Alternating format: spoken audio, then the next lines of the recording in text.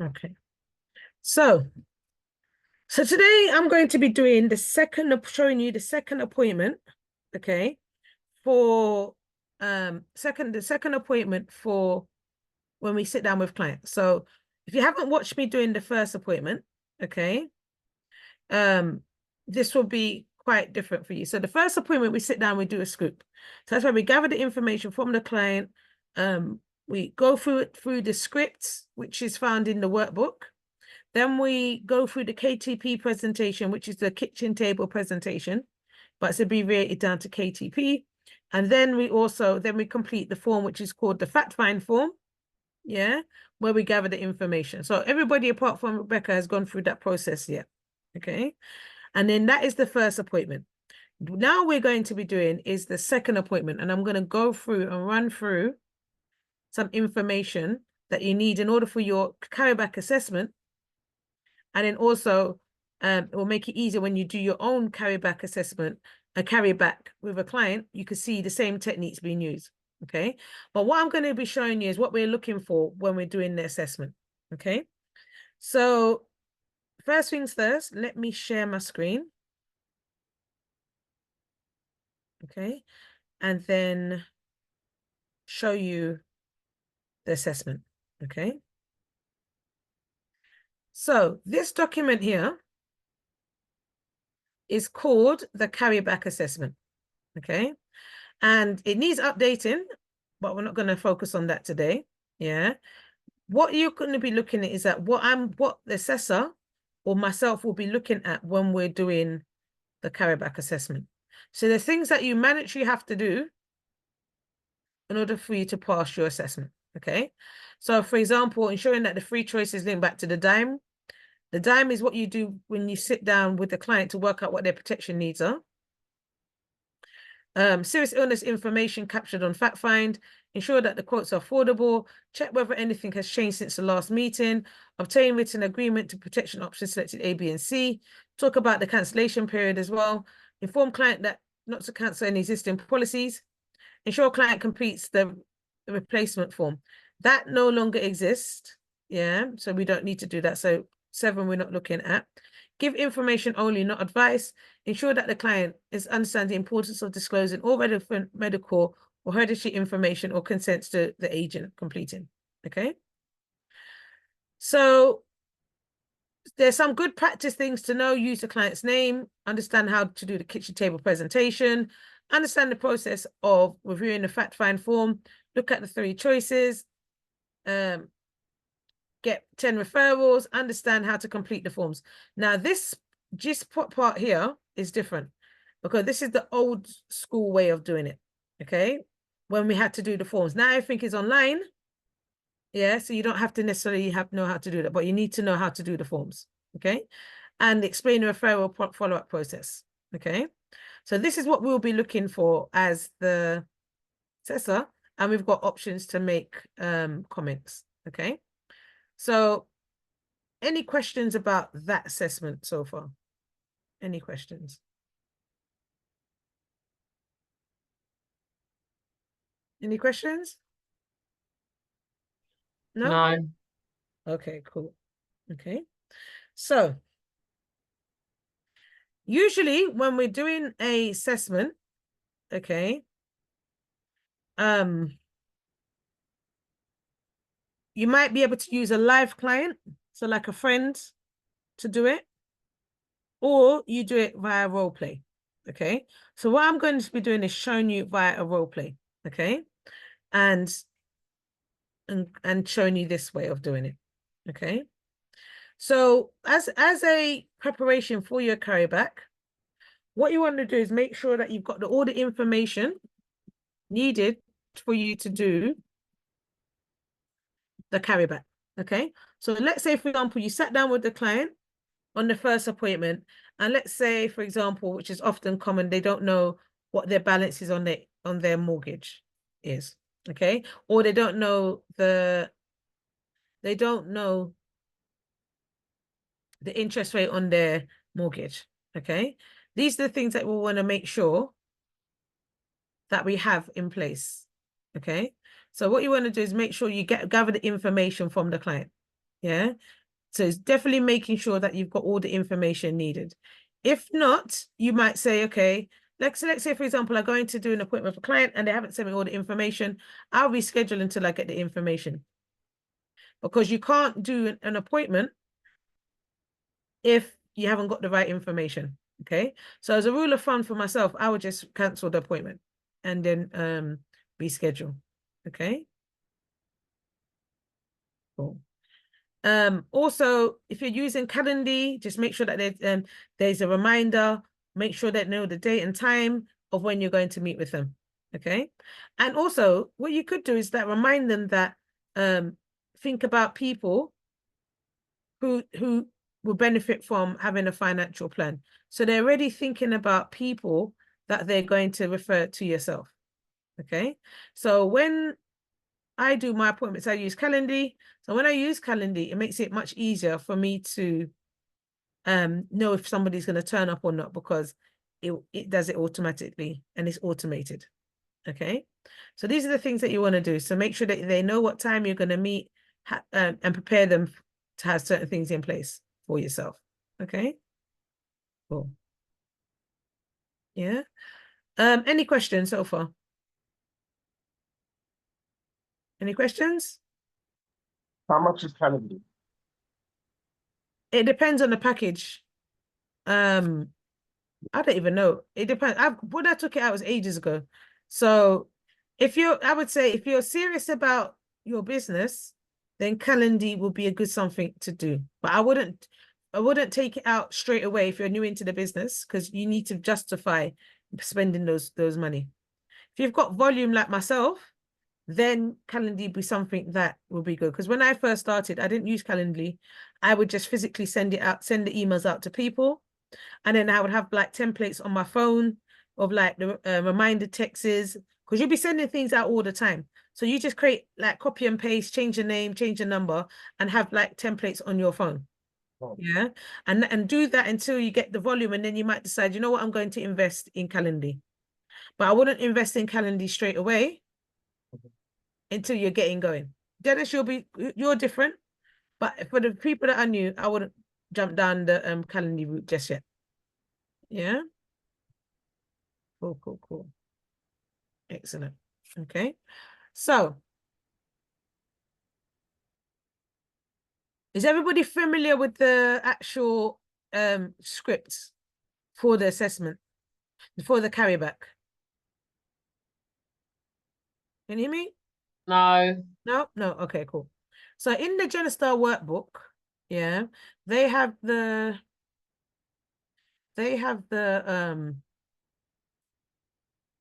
yeah. So they have the, what do you call it? They have the scripts for the actual appointment. So let me see something.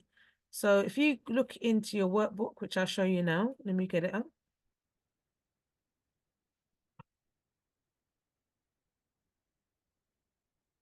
Okay, share my screen.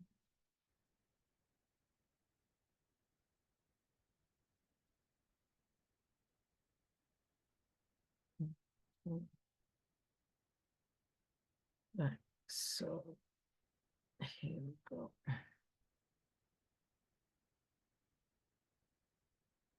That's the thing. I had it open. I don't know where it's gone. Maybe go here. Where's it gone? It was just open. Oh, yeah, here it is. Can you see it now? Okay. So this here is the carryback script. Okay. So this is what you need to know. No. This is the scoop script. No. Yeah. This is one of the scripts. This is the scoop script. And that's on page 21. But the carryback script is here. And if you look at the two scripts, and this one I'm showing you, this one you need to know verbatim. Yeah. So there's more to memorize. But with the carryback script, yeah, it's learning the processes of what to do first. Yeah. So when you're doing the carryback, it's not like review kitchen table presentation. That's just telling you what to do. So you're learning about the different stages of what to do. Okay. So what we're going to be doing now is going through these stages. Okay. So it might be good to have this in front of you, yeah, when you're doing an appointment. But if you know from memory, you don't need to do it. Okay. Cool, cool, cool. Right. So the first thing you do, let's say, for example, Michelle, you're my client. Say hi, how you doing? How's it going? How's your week been? Chit chat, basically. Okay. So then you're going to go into the appointment. So before we start, just going to make sure that you're able to introduce me to. So just at the beginning, secondly, just request that. So as you say, hello, how you doing? Things like that. So as we're starting, just going to make sure that you're able to recommend 10 people exactly like yourself who ought to hear about our company and our concepts, and they of course can make up their own minds as well, which is fair enough. So that's what you're going to read into the conversation as you speak to them.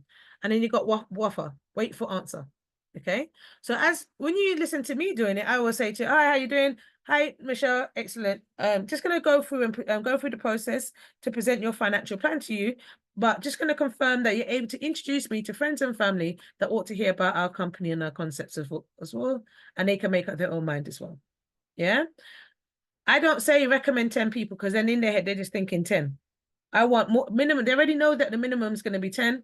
So this is what you do. So when you're doing the assessment, we want to make sure we hear that.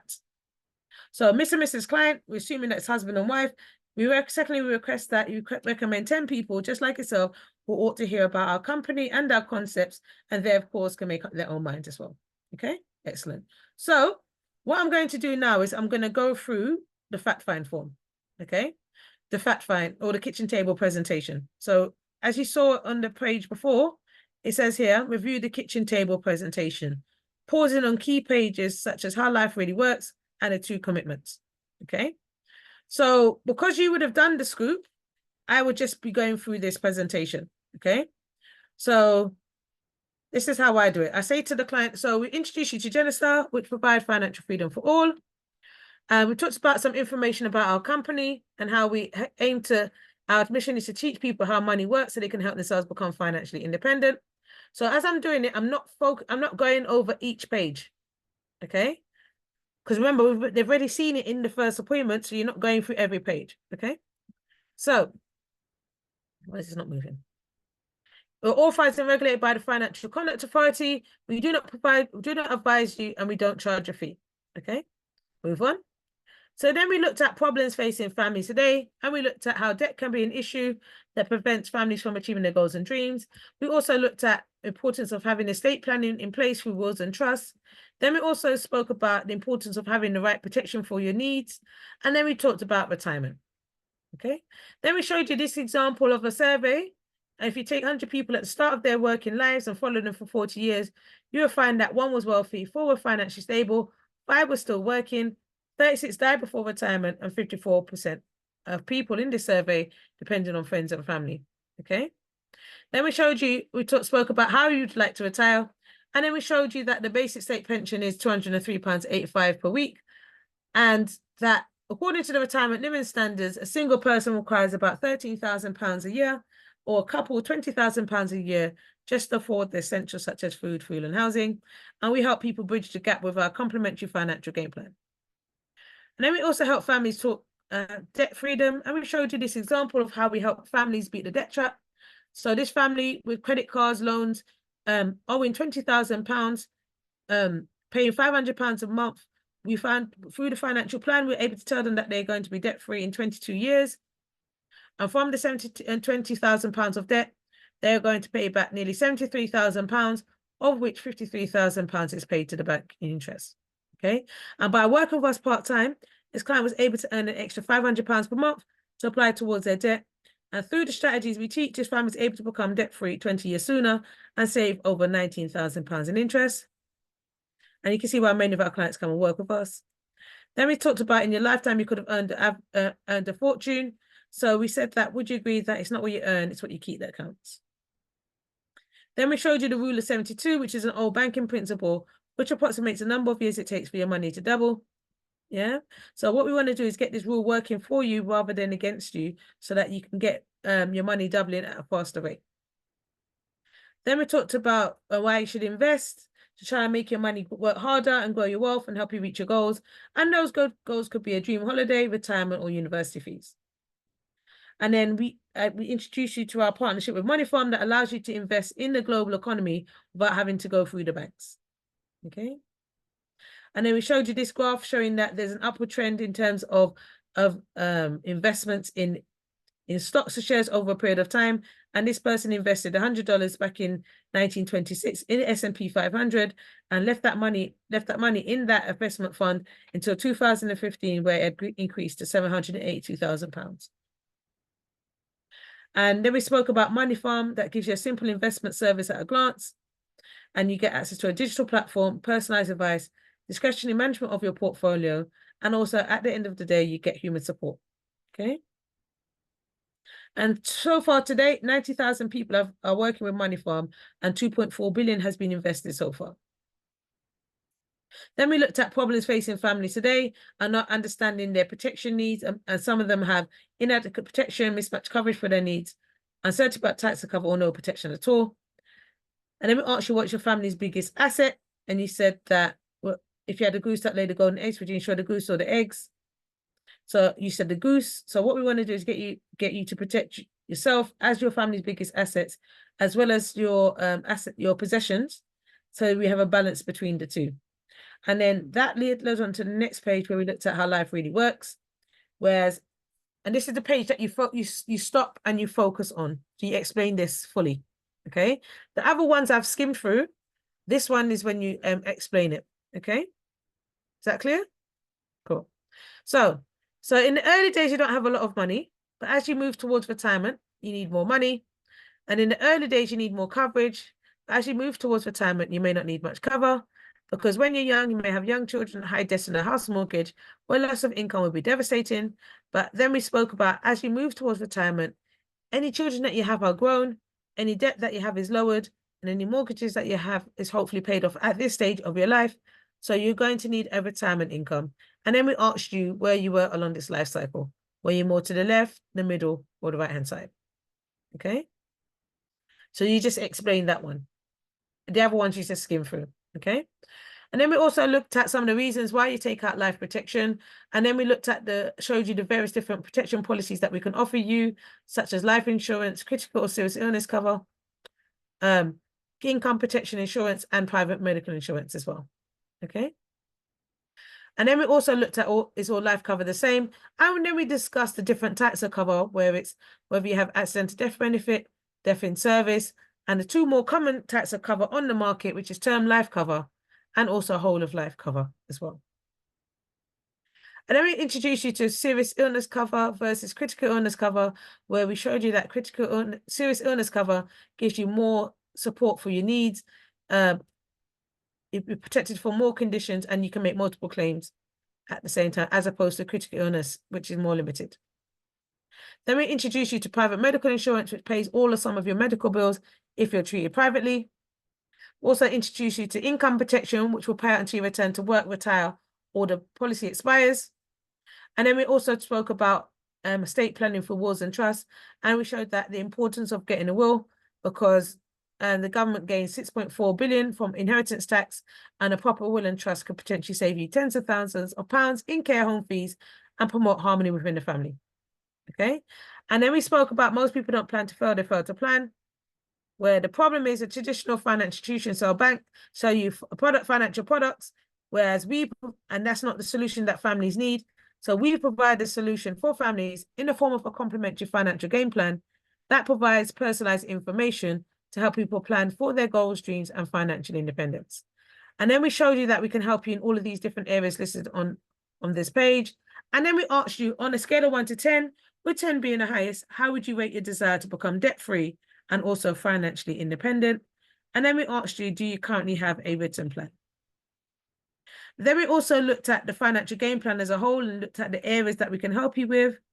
And then our commitment to you is that we're going to provide you with a financial game plan free of charge. But we do, and because if you went to an advisor, they will charge you anything up to £100 to £300 an hour to put together a plan. And because we're doing this for free, we ask for your help.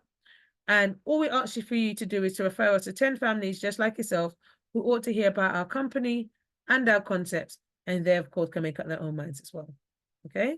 And then we also introduce you to the business opportunity where you can generate additional income by working with us either on a part-time basis or becoming full-time in the business with the potential to earn 6 figures. Okay. And then we showed you the different income opportunities with Genistar, whether you can earn through referring as a referrer, or if you wanted to become and do financial plans like myself, you can work as a rep 6 to 8 hours per week, and also with aspirations to become full-time in the company so you can become a business owner. Okay. So that is the KTP. Okay. So you run through that. That should take maximum 5 minutes, 10 minutes, if that. Yeah. So you don't want to be going through the whole scoop again because they've already seen it. So what you're doing is skimming through the kitchen table presentation so that they can go for it. So sometimes when I'm doing it, if I've seen the person yesterday, I don't go through this again because they saw it yesterday. And if I know they're going to take out a policy, yeah, and the time is needed, I might skip doing this. Yeah. But for you starting out, you need to do this. Okay.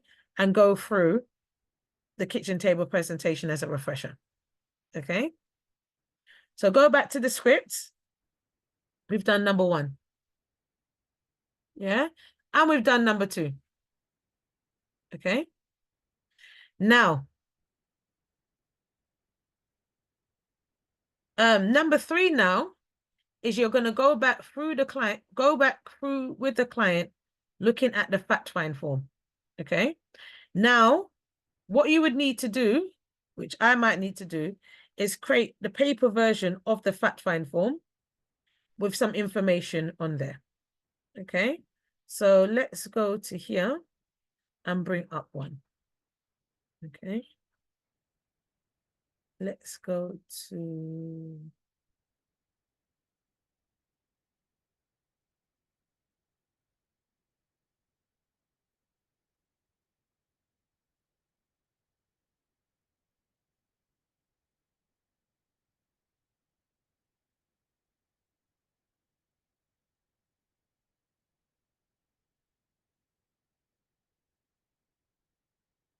Okay.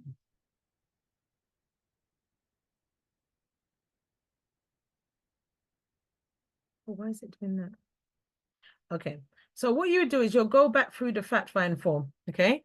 Now, with the fact find form, yeah, you would have this online. Okay.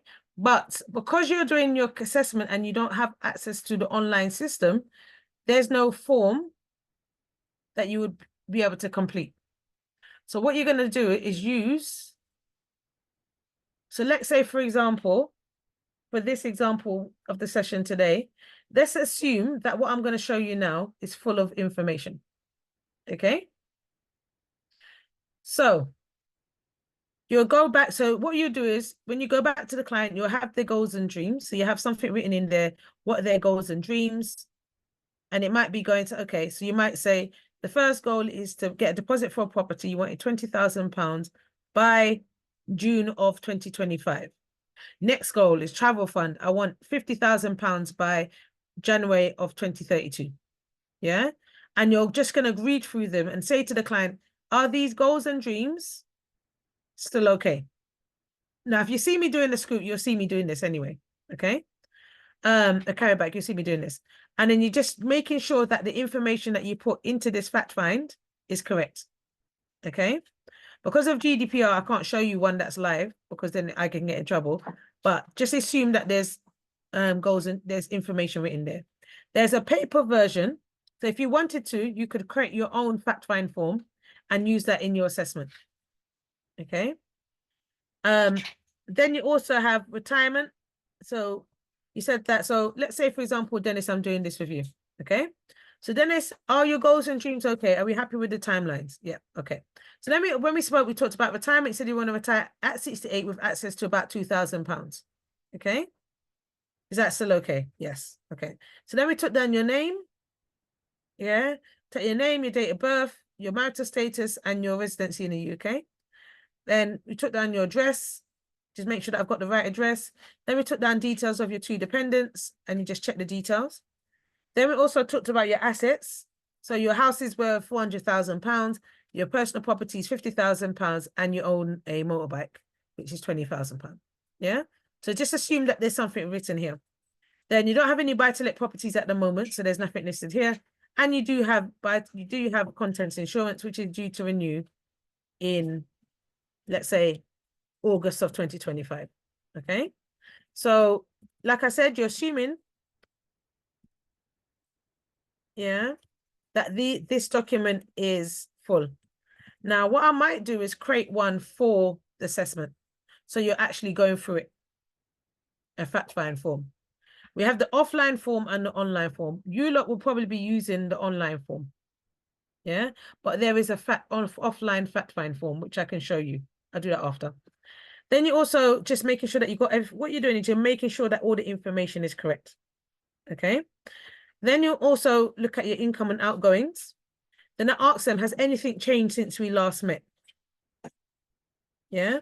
Always ask that question, because sometimes when you're doing the appointment with the client, they might be in between jobs. They might got a new job, so they haven't had their pay, so they guesstimate in the pay, or they might have gone away and looked at this, because sometimes you do this and people don't prepare and actually think about some of their expenses, so they're guessing. They're giving you guesstimates. We don't want guesstimates. We want accurate amounts, because then then the actual financial game plan is not going to be accurate.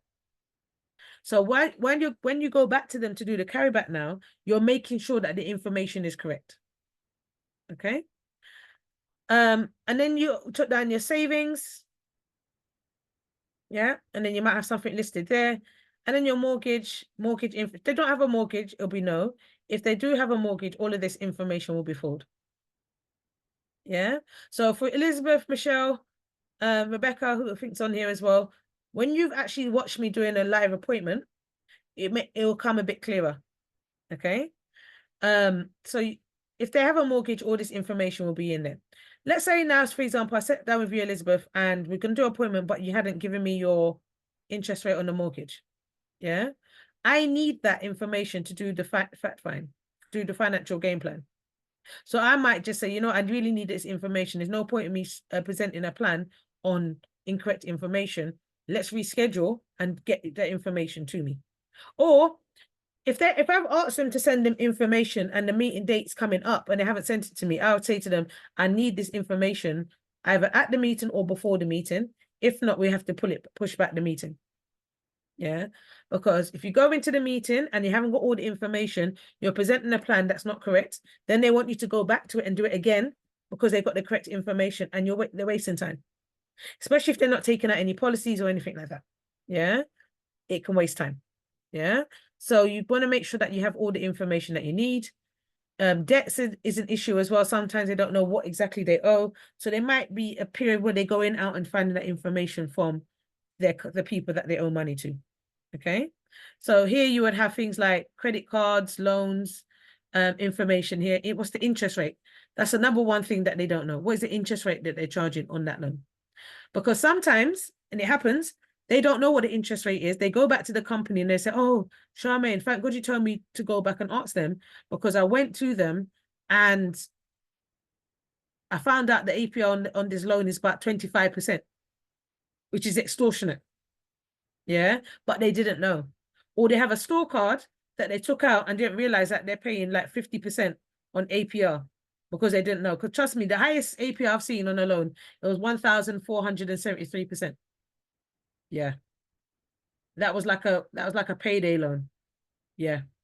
Trust me. So illegal. yeah, when I say to people, nothing don't shock me, trust me, I've seen it all. So this is what you do. Because remember, they don't know. You go to a shop and they say, oh yeah, take out this store card, we'll give you a discount. They sign up on the store card. Now I've got money now, I can buy more stuff they need, but they don't know what the APR is. Yeah. And then sometimes it gets them to go back and find out the information. Then that's when that could be a recruiting. They might say, okay, if you came and work with us at Genestar earning an extra £500 per month, we'll be able to reduce that debt right down and you'll be debt free much quicker than if you're just trying to struggle and save at the moment. So by finding out this information, it also encourages people to think, you know what, let's give Genestar a try. Yeah. So that's another way of recruiting people as well, because you're showing them within the financial plan that they can save some money. Yeah. and do it that way. Okay. Then also, if they've got life cover, so some people have life insurance or they don't. So if they have no cover, you might choose the reason, affordable, unaffordable, I haven't got to around to arranging it yet, or didn't see the need now. Or if they have got insurance, you would have listed the information. If there's information that you need, then you put it in. Okay. And then this is the page that you use to work out your protection needs. So this is what when you looked in the assessment. Oh, no, it's not that one. This one. No. When you looked on the assessment page, which is here, and they said something about the dime. Dime means debt, income, mortgage, extras. Yeah. Debts, income. So I'll write it in. Debts, income, mortgage, extras. Yeah. This will come clearer to you in a moment. Okay. That's when you're sitting down with the client to work out what choices do they want. So for example, if you were to pass away, do you want your debts to be cleared? Yeah. Would you want to replace the income of your loved one? Do you want to pay off your mortgage, or do you want to leave extra money? Okay. This is what this is what that means. Okay. So that's dime. So this is what we're doing here. This is the dime sheet. This is what we're working. So if I was sitting down with you, let's say, for example, I sat down with you, Michelle, you might say, okay, if I was to pass away, I want the mortgage to be paid off in full. That'd be yes. Yeah. I would know that information because in the mortgage part, there's another section where it says, if I want the mortgage to be paid off, because you've put the information here, yeah, it will come up if that amount will come up here because you've already put it into the system. Okay. Now, do you want to include your debts? Now, that person might have 50 grand worth of debts or £100,000 worth of debt and they can't see them paying off in their lifetime. Question for themselves is, do you want to pay off? If you were to pass away, would you want your debts to be paid off as well? If they say yes, you include that. Okay. Monthly income is only takes place if there's a husband and wife situation. You don't do it if they're single. Yeah. So when you're doing the scoop, if they're a single person, if I'm sitting down with just you, Michelle, I don't need to ask them about monthly income. That only applies if you're sitting down with a couple. Okay. And what that means is you'll say to the by that they got husband and wife together. Okay, wife, if your husband was to pass away, how much of his income would you be relying on? She might say all of it. Okay, you put that amount down, vice versa. So what you're doing is replacing that income for a period of time. So if they said they needed £1,000 of their income, and I want to have that paid to my wife for the next 10 years, that's the amount that you need to include in their life insurance policy quote. Okay. But because it's only single people at the moment, you don't need to include that. So if it's a single person, you don't even ask that question. Only if it's marriage couple. Then some of your goals and dreams, you might have wanted it to be included within a life insurance policy. So for example, some people might say, okay, I want to build on the land in Uganda, but if I'm no longer here, I want that money to be paid to that person so that they can continue that dream, even though I'm no longer here. Yeah. So that's why you include that. Okay. Then you might have extras. So extras might be, I want to leave money to church, charity, or legacy. Legacy might be, I want to leave a pot of money to my family. Yeah. These are quite similar. If it's about leaving a legacy for family, leaving money to family, you put it here. If it's like charity or a thing or a fund or something like that, you're putting in extras. Okay. But this is, remember, you've done all of this in the scoop assessment, so you're just going for it. Okay. Funeral, cover the funeral costs. Yeah. And then so when you go to this page, you're just going for it. So when we spoke, you said that event of death, you want the mortgage to be paid off in full, the goals and dreams to be covered, and the funeral costs to be covered. So we know that we need a total of £80,000 in life cover. Okay. So when you're doing the assessment, that's when you're going over the fact finding form, you're not going to explain all of these individual things. You're just going to refresh your mind. Yeah. And then we said that you're interested in having serious illness cover. and for yourself. So we're going to look into that. And he also said that you don't have a will. So what we're going to do is refer you to our will partners so that you can get your will done. Okay. So that is just going through that page. Yeah, is everybody clear with that one? Yeah. So you're not explaining everything over again. You're just going over it individually. So, sorry, Sharman, I've got a couple of questions, right? Mhm. You know, you said something about the fact find, that we wouldn't have access to the online and that we would need to create a paper version or something. Yeah. What did you actually mean? Sorry, because I'm just Yeah. like, So unless you've got your unless you've done your scoop and carryback assessment, right. you won't have access. So you couldn't go and do a scoop and carryback now because you won't Oh, have access to this. So even if you log into your Genostar account, you won't have access to do a scoop or a carryback. But you do okay. have this, the training. What I'm showing you here is a training page. Mm-hmm. Have access to that, but you wouldn't have access to do an actual scoop and carryback because you have to go through your assessment first. Yeah. But in order to be a team leader, you've got to do a scoop and a carryback, right? No, not team leader. No. For you to get license, License, yeah, sorry. so you need to be able to have done the scoop and a carryback. So this part is the second appointment. The second appointment. Once you've done the scoop, then you get signed off. Then you do the carryback one, and then you get signed off. Once you've done those two, you're Mm. now licensed to go out and do the appointments with families. And But that will when be you're online, licensed, yeah. be- But when you're before that, it's going to be licensed, doesn't paper. mean that you're going to go off and do it by yourself. I have to watch the first 5 appointments that you do with a client. Good. And then And even if I watch you and there's little things that we need to do, we'll make sure that you're trained up to do these things. okay, and okay, so actually that's led on to another question. So in those appointments that you're observing us, will you interject at the time and say, oh, all right, so you just leave it? No, I'm just observing you during the appointment. Okay. I can't give you any help. Okay. But when you're doing a live appointment with a client after you got your assessment, if there's something that you want me to help you with, or I can see that you're struggling, I can then interject because me and you will be both on that assessment, on that. Because when you okay. do the first appointment, it's going to be horrible. Yeah, it Yeah, I always can is. imagine. I can see it. Yeah, and And is there you might need support. I'll be there helping you. So you're not going to get thrown into the ether, into the public, and go and do it, and you're by yourself. And then you get to a stage like, oh my God, what is this? If there's a stage when you're like, oh, I need some help, you can just in the chat box say, Charmaine, please help me with this part, and then I can give you some guidance as well. And I'll do it in a okay. way that the client will know that I'm going to interject. So it's both of us working together. Okay. And the last question I had was, is there any way we can change it? We can, especially for us newbies, is there any way we can do like single people carrybacks in the beginning, as opposed, Yeah, it depends on the people that you're sitting down with. Your market may only be yeah, single people. That's fine. yeah. At the first stage, I did more single than couples. But if you're in a 5-star market and you're doing couples are easier than single people. Yeah, it might take a bit longer. The process takes a bit longer, the timing, but couples tend to be much easier than single people. But don't worry, you'll Okay. be fine. All right. Thanks. Yeah. So this page, you just go. Oh, Dennis, do you have Joanna? Yes. Question, sorry, have you finished, Michelle? Yeah, just finish. Okay. Yeah. All right, cool. Question I wanted to know is basically when you're doing the training, when we're doing the assessment, do we have to use the paper one or can we use this online fact find training? Might be good to do the paper one because this is empty.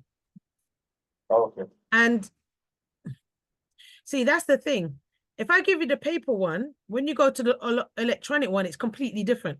And the paper one is outdated. I'm going to show you the paper one at the end, and you'll see Yeah. that there's a lot of it is outdated. Yeah. So if I show you the paper one now you're confused now because now you go into this now and you're like, oh, it doesn't look the same. Mm. So that's why I'm reducing all the confusion by just showing you this at the moment. Yeah. Now, it might be that I put information in and somehow screenshot it so you have this to go through.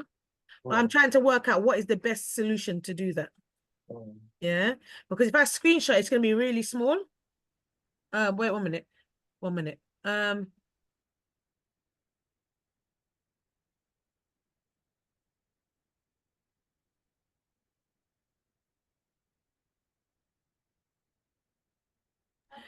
Yeah. So it's looking at how we do this. So I think this is why I'm showing you this way first, as opposed to the fact find form, doing it on paper. Yeah. Yeah. So okay. learn how to do this first. And if you have to use the paper one, because you've learned how to do this, the paper one is easy because you'll do it from memory. Yeah. So focus on this one. So like I said, this page, you say, okay, event of death. I want you said that you wanted the mortgage to be paid off in full, the goals and dreams to be covered, and the funeral expenses to be covered. Then you said that you're interested in having serious illness cover, and you also want to have a policy that covers you right up until when you need up to retirement. And you also said that you don't have a will. Okay, so we can refer them to the will company. Okay.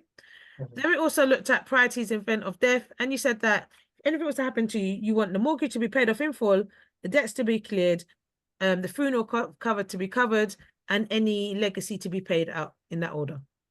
Yeah. But remember, all of this is done from the first appointment. Sorry, are you continuing with the presentation? I've still got a couple more questions. Is it now? Leave them. Let me go through this, and I'll come back to that. Yeah, come Oh. answer questions. Then we also looked at priorities in event of death. Then we went to this page where we asked you if you have any medical disclosure. You said no, you're not any medication, and you're not a smoker. Okay, and with this one, you make a judgment yourself. Now, this is all about vulnerabilities. When you do the assessment online and go through your online test, they talk about vulnerability. Okay. Now, if you feel that the person that is sitting down in front of is vulnerable, so let's say you're sitting down with somebody that is elderly, you can see that they're struggling in life and they seem vulnerable, you put yes. Yeah. So for example, that person might be elderly, English is not their first language. Yeah. So we might say, oh, you can, in your opinion, they might be vulnerable. But majority of people that you're going to sit down, they're not vulnerable. So you just click no. Okay. And then we also said that and then this part here, we talked about the budget. This is the budget that they're able to allocate right now towards their goals and dreams. Yeah. And they might have here a £400 or £500 or £100, even £50. Sometimes £10, even £20. Yeah. It's how much they can feel right now they can comfortably set aside to help you reach your goals. And then last but not least, just a confirmation they're able to introduce me to friends and family. Okay. And then the last page is a summary. Yeah. And that's when you go for it, basically. You said that we went through all of this. Is there anything that needs to be changed and updated in this form? If there is, yes, you go back. If there's not, you move on. Okay. And then what I always say is if there's nothing to change, I'm going to present back the plan. I'm going to go and present the plan. And I'll go into the next section to present the financial plan. Okay. Cool. Any questions? I have one, Charmaine. I know my question was about when you were talking about the monthly income of clients. So let's say if it's a couple, do we include both their incomes or just one party? Yeah. So if it's a couple, you have client and you have partner. So you see this split into two, and there'll be one information on one side and this be duplicated on two sides of the page. So for example, let's say me and you are married, okay? And I'll say so Dennis will ask you, okay, Rebecca, how much of Charmaine's income would you be reliant on? Yeah. You might say, okay, you're reliant on £1,000 of my income. After the mortgage, I still need £1,000. Okay. Then what you would do is, depending on where I am, you'll put that £1,000. Let's say client is you, Rebecca. Because I need the £1,000, it'll be on your policy. Yeah. And then And then for me now, if I needed £1,000, it'll be on my policy as well. So when you do a couple, you'll see client and you see partner, and this will be duplicated for each person. Yeah. So you have this information for the client, and then the partner will have the same information as well. Yeah. And that's what you put down. Sometimes they don't even want that. They just say, no, don't want that. I just want a basic policy. So, because what sometimes happens, this brings up the amount of protection that they need. And sometimes it makes it unaffordable. So this is why you ask them, what are the priorities? So when you're doing your quotes, you're thinking about, okay, the main priority is paying off the mortgage. So the first thing you want to focus on is having a policy that covers the mortgage. Yeah. Then your A, that could be your A option. Your B option could be mortgage, debt, and funeral. No, mortgage and debt. That could be your B option. So you're incorporating these two as the protection policy options. And then for option C, you're going to cover everything. So then at least then they can make the decision which policy they want to go for, because you've taken those things into consideration. Okay. But this will be clearer when you do the ABC, when we get to that part. Yeah. So this part, you're going to go through the fact find form. This shouldn't take no longer than 5 minutes. Yeah. Because all you're doing is making sure that you got the right information. You're not going through it all again. Yeah. Because remember, you're doing this in an hour and a half. Yeah. So all you're doing is when you do this part, you're going through the fact find form, making sure that all the information that you have is correct. If there's information that they're going to give to you, you just update it in the plan, update it on the form as you go through. Yeah. And this will probably take about 5 minutes to do. Okay. And if there's no changes to be made, you just say, right, I'm going to go into the fact find form. Okay. Now, because you don't have access to an online fact find form, you're going to use the example that is in the Discord under Carryback. Yeah. So you can go onto Discord under Carryback and download this, because this is what you're going to use, okay, for your Carryback assessment. Okay. So this is effectively what the Carryback used to look like. This is the financial game plan, what it used to look like before the upgrade. Yeah. It's changed now slightly, but this is what it looks like. Okay. So I can actually show you one. Let me go into mine. I can show you 1 minute. Exit. I can show you what it looks like. You might not be able to look through all of it, but you'll see what it looks like. Okay, so do that now.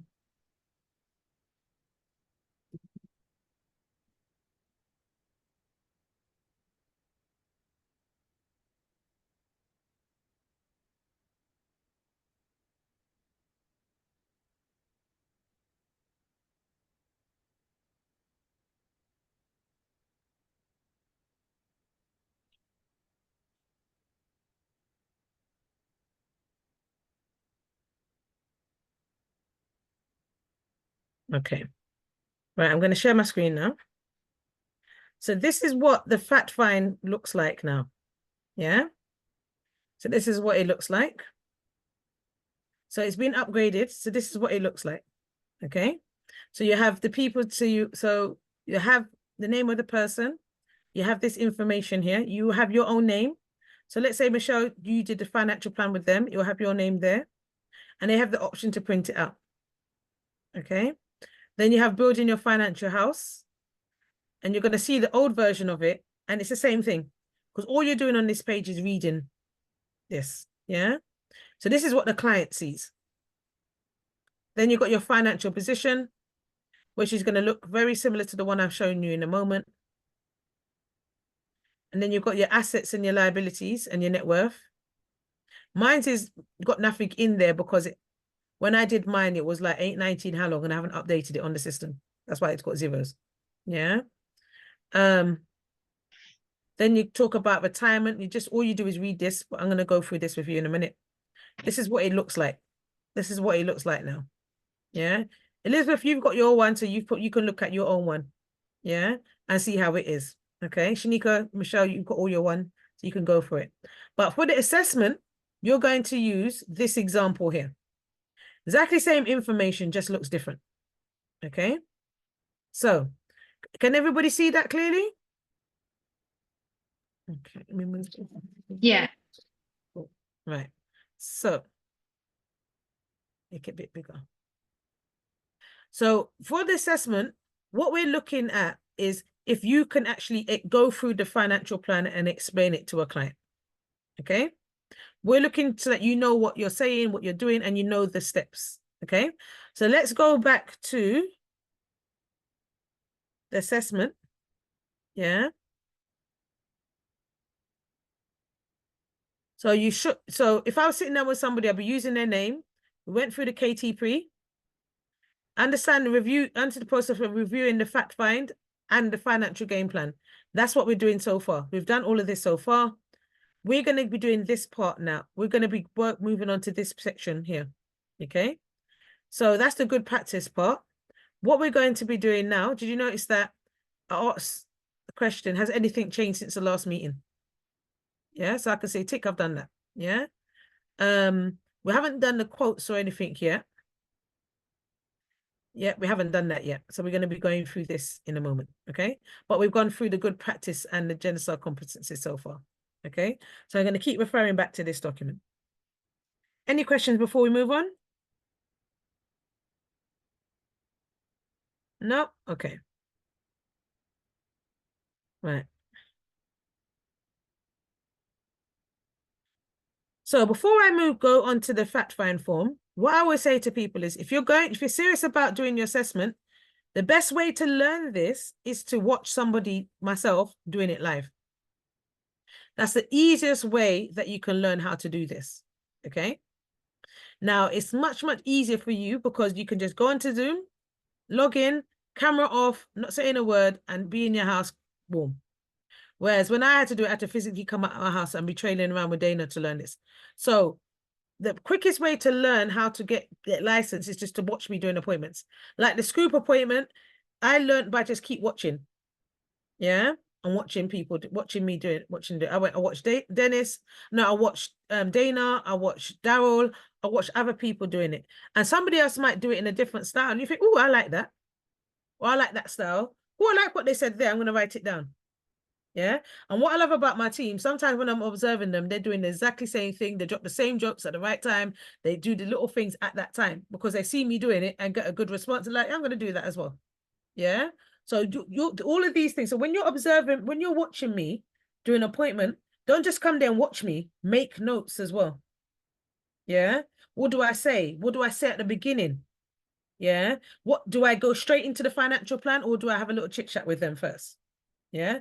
All these things you're watching, but this will help you because you want to make it flow. And if you're sitting down with somebody that's very stone faced, yeah, it makes it harder because you want some interaction from the person. So always watch what I do. Okay. So this is how I do the Scoop. Okay. Okay. Shanika, you're going to do the role play? You're going to be my role play partner? Yeah. Cool. Yeah, I can do so. So, hello, Shanika, how are you doing today? So we've gone all the pleasantries now. So, Shanika, this is your financial game plan. And this is where your journey to financial freedom starts, okay? And your financial game plan is tailored around your financial circumstances and is designed to highlight issues and educate you on potential solutions, okay? So, I'm going to be your Genostar representative, and I'm going to assist you with any questions that you may have regarding your financial education, okay? All I've done is read it, okay? Exactly same as the old one, same as this. And then you move on, okay?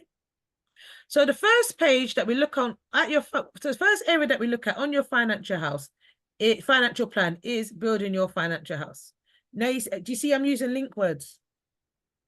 Yeah, not just going to the same page and reading, right? So I've done my link word. So I've read that and I said, yes. So the first area that we look at on your financial plan is building your financial house. Link sentence, okay? So all you're doing is reading. So like any proper structure, the building must have a good foundation. When building your financial house, you must begin from the ground up, okay? So I'll go to, on the plan, it has it so that you can click on the button and the information comes up the side. Back in the day, it would have it sliding. So this is what it looks like, okay? So Shanika, the base of your financial house is your risk management, which is the foundation, okay? So a solid financial plan begins with a proper protection. And if you do not have adequate cash reserves, you must protect your plan with sufficient cover.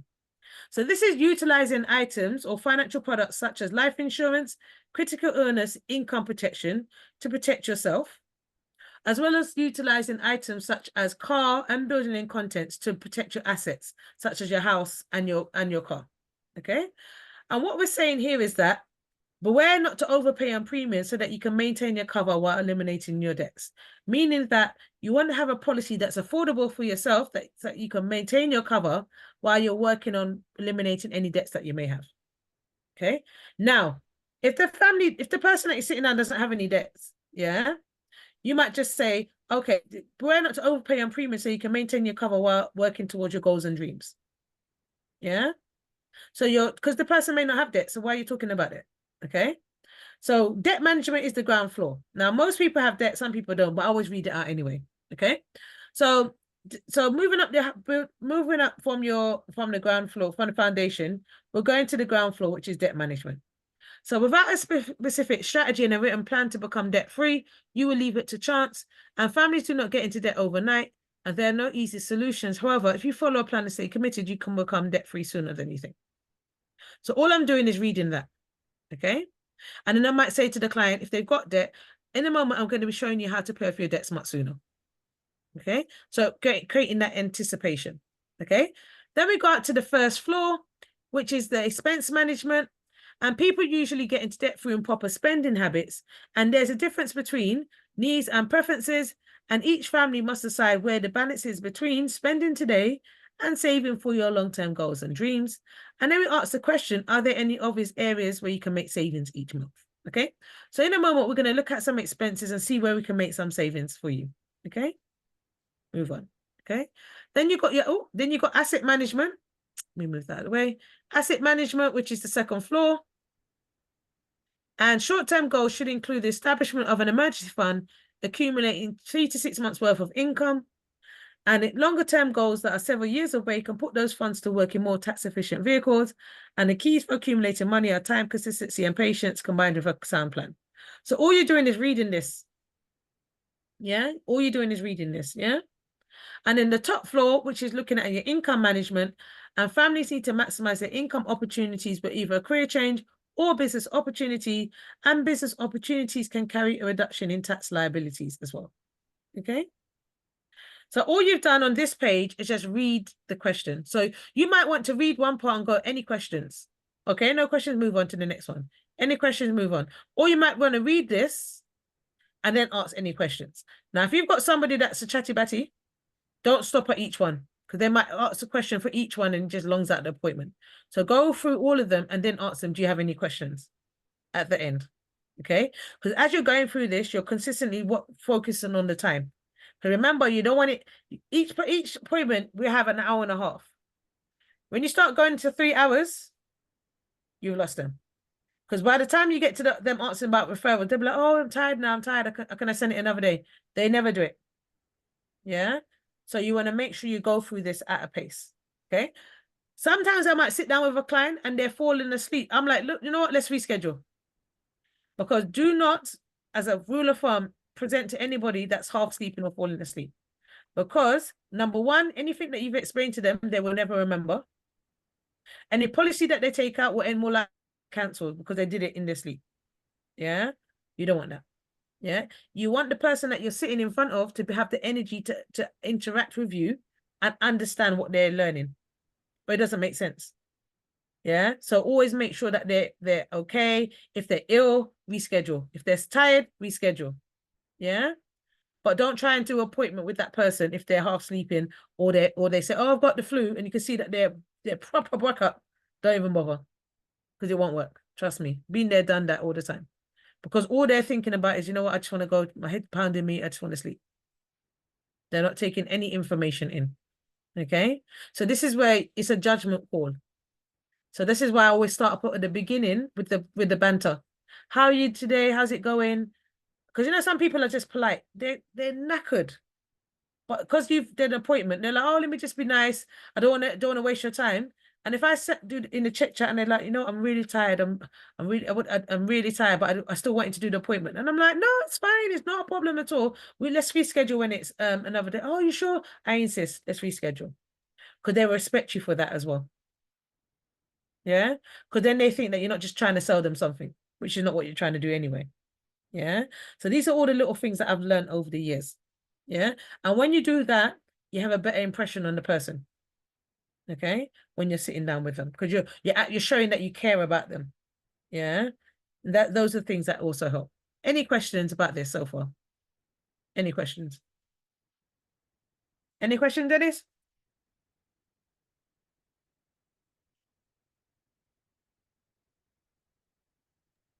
Trying to find my mic on mute. Mm-hmm. So suppose if you're with a couple and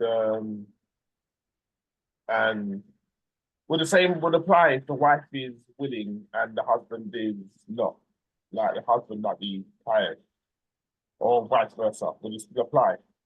If you're a couple and one's active and the other.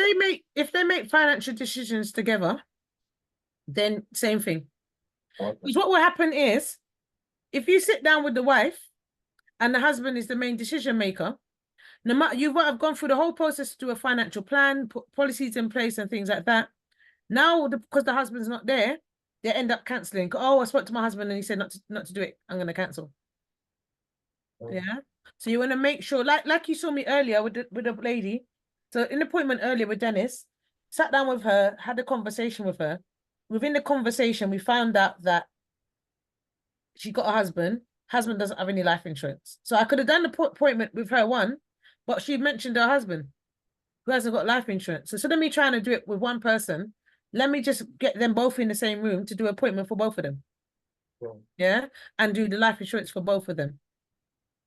Yeah. So you make a judgment call on which one is better for yourself.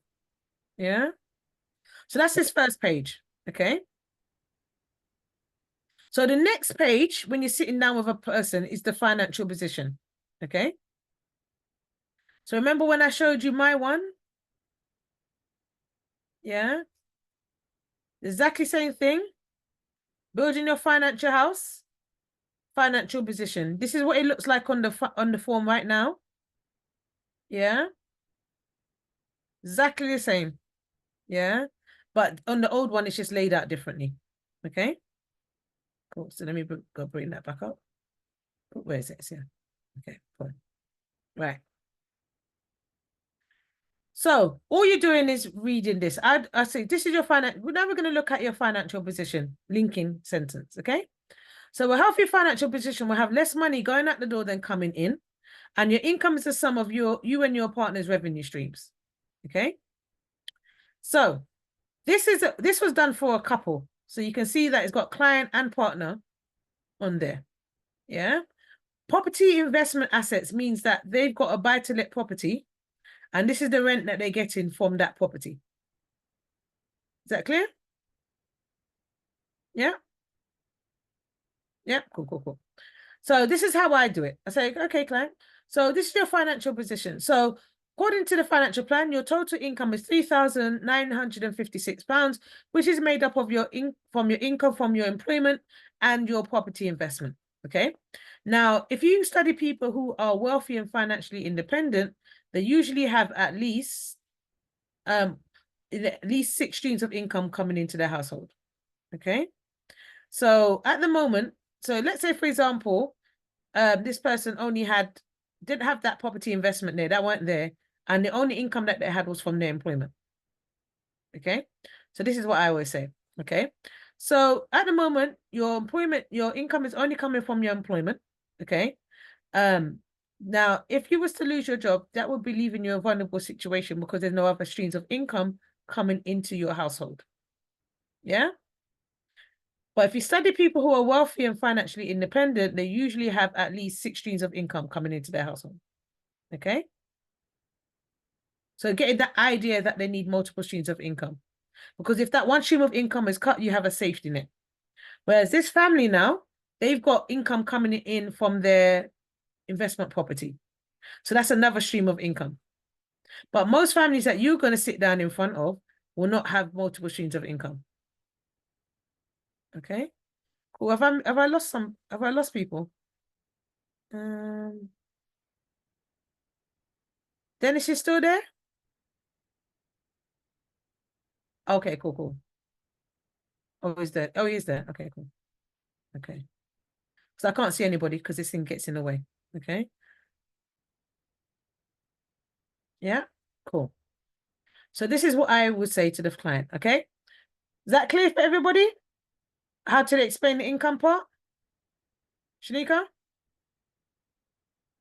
Yeah, Dennis? that's okay. Dennis, where you at? Where you at? He's on the Zoom, but his mic must be not working.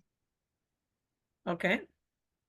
So, so yeah, so this is our page. So the first page is talk about the financial position, read out and say to them that their total income is 3,956, which is made up of your employment and your property investment. Okay. Now, if they only have one income, which is the employee, their wages from their job, I will say to them that at the moment you've got one stream of income that is from your job.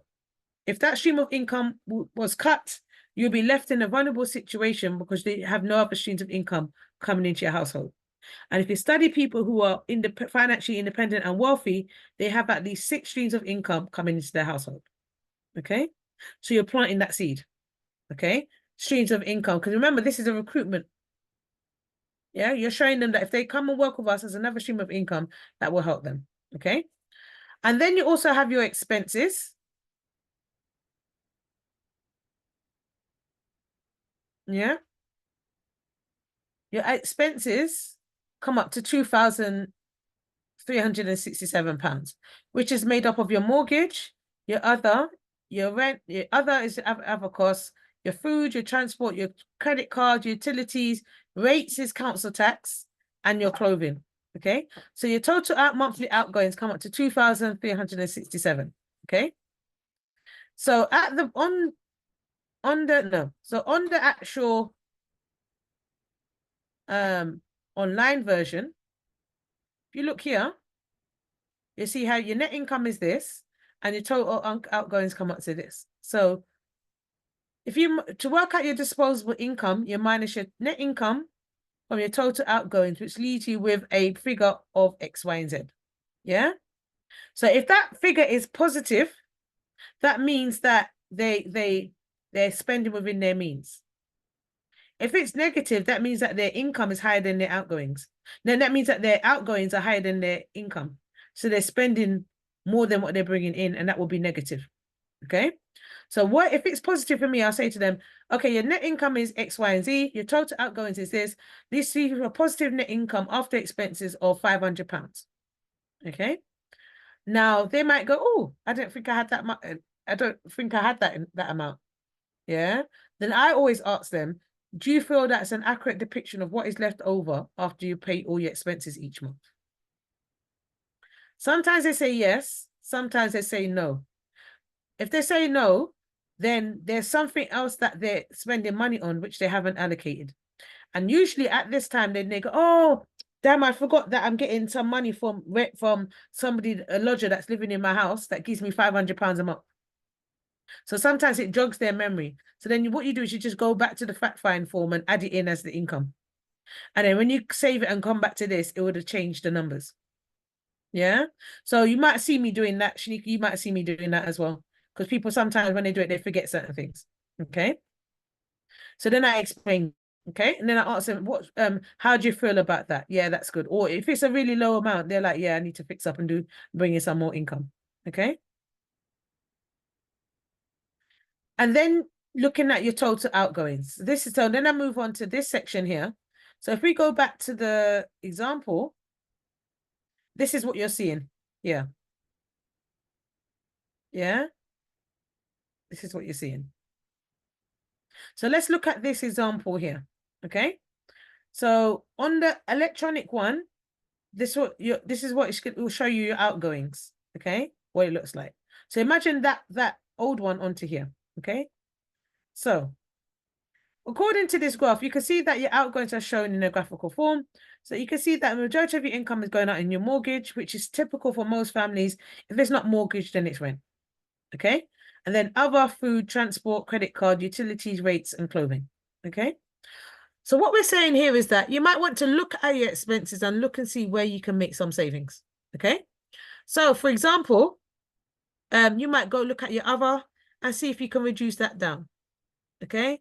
Or you look at your food budget. Okay. So this person's got a credit card. So I instantly know any example I'm going to use is to overpay on the mortgage or clear the credit card. Okay.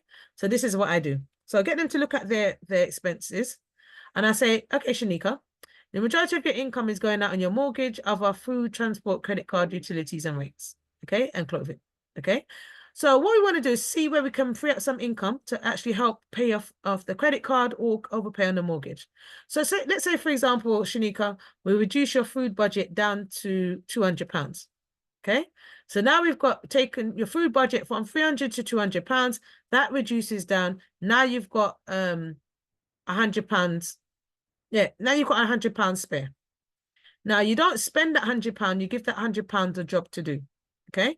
Now what you could do is reallocate that £100 and maybe overpay on the mortgage, and you'll pay off the mortgage much sooner.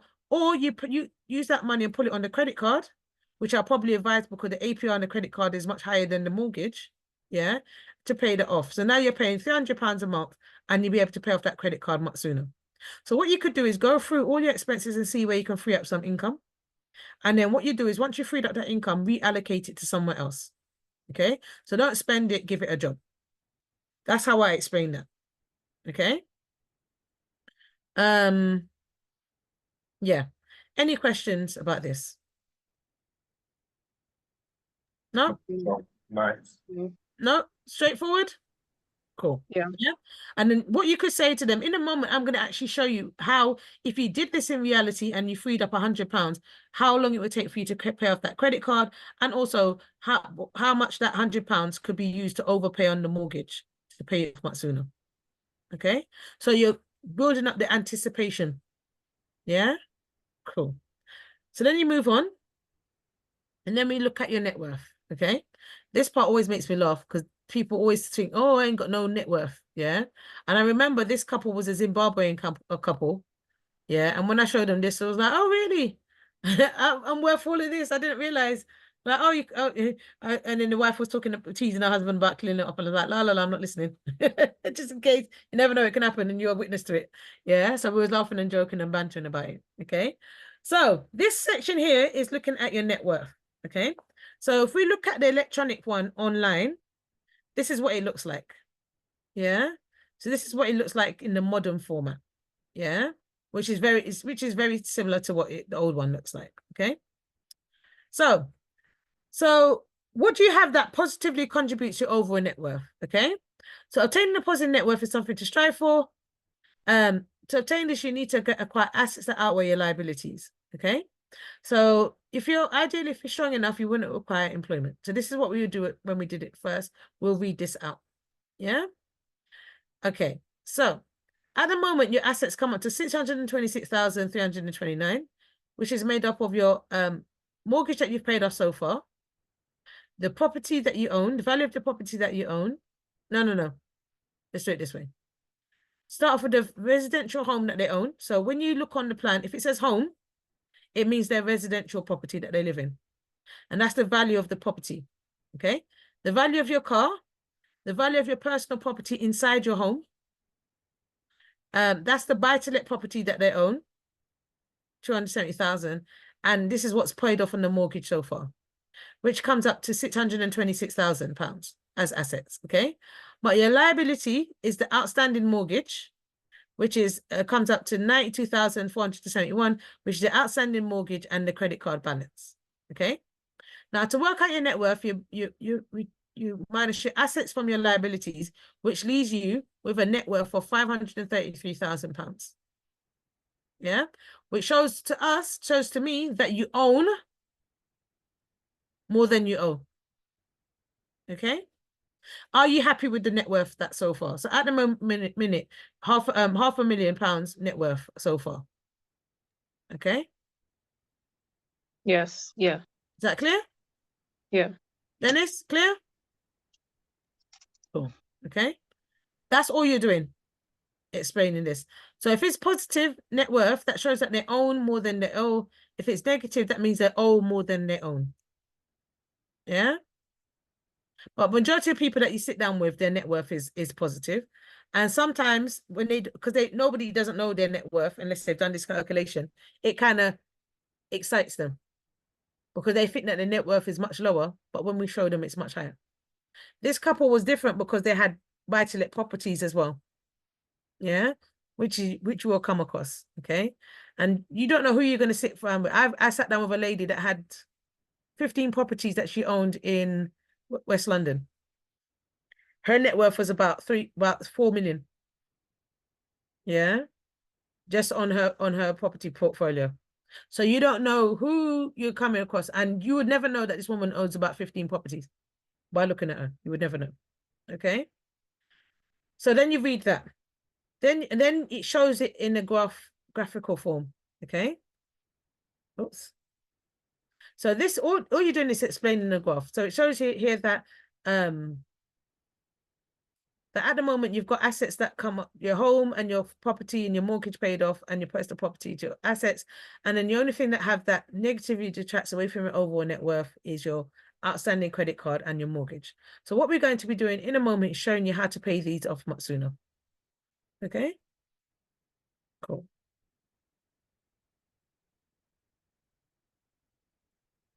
And then you get to retirement now. Okay. Now on the online system, retirement looks exactly the same. Okay. But the information that you're reading is much different. Okay. So do you want me to do it as if I'm using this format, or do you want me to do it on the old format? This format, please. Okay, cool. Yeah. Okay, so with retirement now, if you're not planning to work your entire life, it is important to plan for retirement. And the basic state pension for 2023 to 2024 is £203.85 per week if you qualify.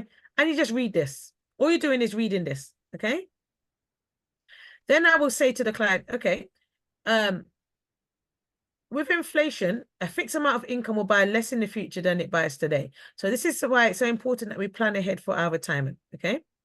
So when we met, you said that you want to retire at the age of 68 with access to £1,500 per month, okay? We know, assuming a yearly inflation rate of 4.0%, you would need, let's say, £4,000 a month to have the same purchasing power that you need today, okay? So what the plan is showing us here is that in order for you to have access to £1,500 per month, you're going to need a retirement fund of 2.5 million. Yeah, so that's sometimes the figures that comes up. Okay, using the example here, you can see here, and I use this example as well because you can see exactly the same, just that has been updated now. Okay, so when we met, you said that you want to have access to £2,000 per month at the age of 68. We know that £2,000 would be worth 2,938 if we assume a yearly inflation rate of 3.5%. Yeah. Now, what the plan is showing us here is that in order for you to have access to £2,000 per month, you're going to need a retirement fund of £352,000 in your retirement pot in order for you to draw down £2,000 per month. Okay? Now, this plan assumes, remember what I'm saying now? You need to write down the ad-libs. This plan assumes that you have no other pension pots in place. Yeah? Have no pension pot in place. So if you had to start right now, this month, to try and start accumulating that money needed for you to draw down £2,000 a month, this is what the plan is saying that you need to do. Okay. Now, to retire at 68, what you would need to do is to find an investment fund that was giving you 6% rate return, and you would invest £2,110 each month in that investment fund, giving you 6% rate return from now until you reach 68. This will enable you to accumulate the £352,000 needed so that you can draw down £2,000 per month. Okay? That's if you retired at 68. Now, if you wanted to retire earlier at 63, this is the amount that you need to be investing. Okay? Or if you wanted to retire later at 73, which most people don't want to be retiring, these are the amounts that you need to be investing each month into a fund, giving you at least 6% rate return. So remember in the first appointment, we looked at the rule of 72. Yeah? This is where this comes into place because you need to know what the rate of return is so that you can get your money doubling at a faster rate. So in order for you to achieve that amount, to draw down £2,000 per month. Okay. Now, what I always do when I do this part, I say to the client, do you have any, you find out, you know, from the fact find form. So if they don't know how much their retirement fund is, yeah, go to your HR department and find out how much your pension pot is. Yeah. If you know that you're on track to have access to £352,000, then you know that you don't need to put any extra in. If there's a significant significant amount that is under, we know we need to take action now. Okay. In order for you to take action now, we need to start investing these amounts each month. Okay. Now, if you came and worked with us at Genistar earning additional income, that can actually help you work. The money that you earn from working with us at Genistar can actually help you to fund your retirement fund or help to contribute towards your retirement fund. Yeah. So you're constantly talking to the client about how they can find that money. Yeah. Because sometimes you do this and they're like, you know what, I'm going to retire when I die. Yeah. Because they can't see themselves ever retiring because they haven't had enough money in their retirement pot. Yeah. So this is where you say, maybe this is the opportunity to come work with us to generate additional income that then you can save towards your retirement fund. Yeah. Cool. Any questions? No. No? Dennis, no? No, Yeah. I'm just looking at it. It's amazing. No, it's fine. Yeah. So this is how you explain that. Now, depending on, you might get questions from the client, but you, on the assessment, you're not going to have that. Okay. So all you need to be, all I'm doing at this stage is looking at that you know how to read and assess and I'm reading that you know how to explain that page to the client. Okay. Yeah. That is retirement. And then if we go back to the electronic way, this is what it looks like. Exactly the same. Okay. And then last but not least is the financial plan. It's looking at protection. Okay. So all you do is just read that solid plan because for protection and just read this. Okay. That's all you're doing is reading. Now, does it seem anything difficult so far? All you're doing is reading. Okay. So then you say to the client, when we first met, we worked out that in the event of death, you wanted your funeral expenses to be covered, your mortgage to be paid off in full, and a legacy to be left. So we worked out that you needed X amount of money here. Okay. And then you've got protection already, so minus that amount. And we worked out that you needed X amount of money for your policy. But that's to the client, for the partner, it'll be different as well.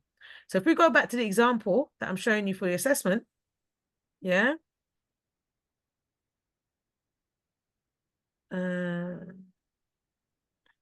Okay, yeah. So protection part is usually at the end. Okay, here. So this one is at the end because that one, the example is different. Okay, so let me do the protection policy at the end and just use this format. Okay, now, for example, if this client doesn't have a mortgage or debts, they remove this part won't come up. But in order for your assessment, you need to know how to explain this. Okay, cool. So now we're going to look at debt freedom. Okay, so mortgages are usually your largest debt. Okay, and you just read this. Okay, now this page will be a bit tricky because you need to know about debt acceleration to explain this. Okay, so pay attention. Okay, so Mr. and Mrs. So let's say Shanika. Okay, this is your mortgage. So at the moment, for your mortgage, you'll pay back in total £104,000, £850. Yeah, for £104 and £104,000 you'll end up paying. Okay, and you'll pay off your mortgage by January 2030. However, okay, if you were to put an extra £500 per month on top of your mortgage payment, yeah, according to the plan, you would save yourself 1 year, you pay for your mortgage a year earlier, and you will save yourself, no. How's it doing that? What does it look like? Yeah. Okay, yeah. That's right. Yeah. So if you was to come and work for us at Genesis earning an extra £500 per month and you applied that as an overpayment on what you're paying right now, yeah, you save yourself, you pay off your mortgage 1 year earlier and you'll save yourself £1,652. Yeah.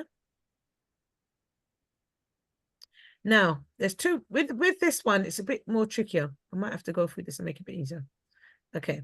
So at the moment, this part here is showing us that if this client was paying, I said paying right now, they'll pay total payments of £104,000 and you'll pay £16,000 in interest and you'll pay off your mortgage by January 2030. Okay. Now, if you, let's say, for example, was putting an extra £500 per month, which this is showing us here. Okay. So ignore that proposed saving. Ignore that. Okay. So if you was paying an extra £500 per month on top of your mortgage payment, you effectively take off 5 years off your mortgage and save yourself £7,455. Yeah. Ignore where it says proposed savings. That assumes that I've moved that. So ignore that. Okay.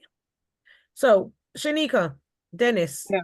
when you're explaining this page, you say to the client, okay, here, if you, at the moment, you've got your mortgage that in total you're going to pay £104,000 back, £16,000 in interest, and you'll be debt free by January 2030. Okay. Now, if you came and worked with us earning an extra income, let's say £500 per month, and you allocated that to your mortgage, what the plan is showing us here that you'll pay off your mortgage in September 2025, which is 5 years earlier, and you'll save yourself just over £7,500, or just about £7,500. Dennis, you seem confused. Scott, what's the I'm just trying to understand what's the difference between Genesis contributions and if you scroll up. What's that? Ignore proposed savings. Remember I said at the beginning, ignore this. Okay. Ignore this. Yeah, ignore that. Yeah.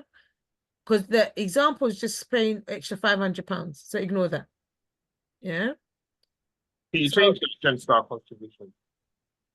No, because if you could, where it says Genesis contributions is £500, Yes. that will show you Genesis savings. So if they came and worked with us earning an extra £500 per month and applies that on their mortgage, they'll be debt free in 5 years earlier, or mortgage free in 5 years earlier, and save £7,500.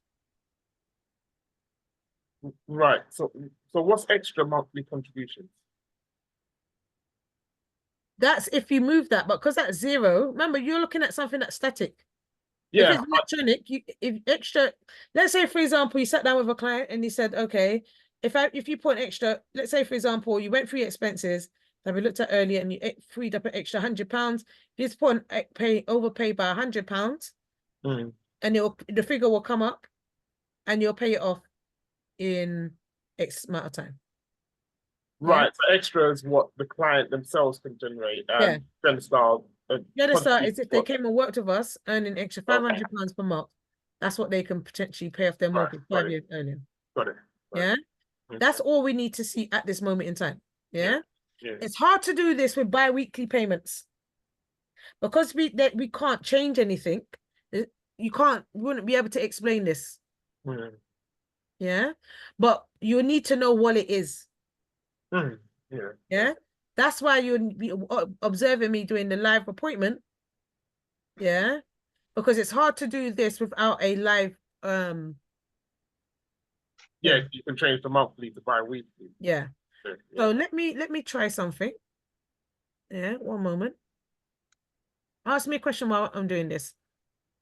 Yeah, I wanted to ask you a question You're gonna because I remember when you was doing the last carryback that I observed as well, you were saying something about how like they could save when they do like weekly payments instead of monthly payments. What's that about? Yeah. So let me Bi-weekly. show you an example. Let me see if the name comes up.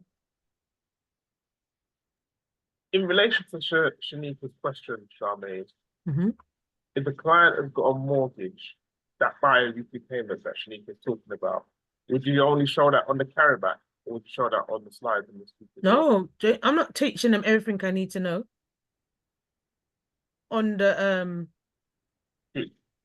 on the scoop. No, because if you give them too much information, why are they coming back? Okay, so that would only be on the carryback.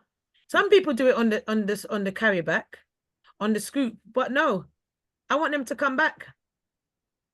Yeah, so what I'm saying is you do that on the carryback. Yeah, yeah. Okay. But look at this example now. Okay. So this might even be worth it doing this, you know. Okay, let me show you this now. Okay. So this is a live example, okay? With somebody that's got a mortgage. Okay. So everybody can see it? Yeah. Yeah. So mortgages are usually your largest step. Okay. There are two simple ways that you can significantly reduce the interest on your mortgage. They can be used separately or in combination. The first and simple way is to overpay on your mortgage each month, as long as there's no early repayment fees. And the second, well, less known option is to keep the amount your mortgage payment the same, but increase the frequency of your payments. Because you're going to do your assessment, you don't have access to the electronic copy of this, so it's harder to do. So if you just explain what I showed you there, and you understand that, and you understand how to explain the bi-weekly payments, that's enough to cover that. Get your assessment done, okay? Okay. Confusing, Michelle? You're probably thinking, oh my Lord, this is mad. But it's because once you've done the first one, this part gets easy, okay? So using this example, this person now, their total payment of their mortgage, including their balance, including the interest, is going to be £226,060, okay? And if they pay how much they're paying each month at the moment, it's about, they'll pay off their mortgage by September 2037, okay? Now, remember earlier we looked at your expenses and we can free up some income, yeah? If we were able to put an extra £100 on top, so when you got access to electronic, when you can move that to £100. Now, let's say, Michelle, you was able to put an extra £100 on top of your mortgage. What this is showing us here is that £100 will take a year off your mortgage and you'll save yourself £1,431 by just freeing up that £100. Now, if you was able to go from, use the example of £200 now, you'll save yourself 2 years off your mortgage. Yeah. So you can see here, every £100 takes off a year off your mortgage. Okay. So that's one pay ways of doing it, which is overpaying on your mortgage each month. Okay. Now let's say, for example, Michelle, you came with us, you came and worked with us at Genistar, earning an extra £500 per month, and you put that £500 on top of your mortgage at the moment. The extra £500, yeah, will take off 4 years off your mortgage, yeah, and you save yourself £5,510 by paying the extra £500 per month. Okay. And they might think, oh, that might be interesting. Oh, how do I earn the extra £500? Okay, I'll explain to you at the end. Yeah. That's when you talk about the business. Yeah. And you might even say, if you came and worked with us at Genistar or focused on your goals and dreams, this is what you can bring in. Okay. Cool.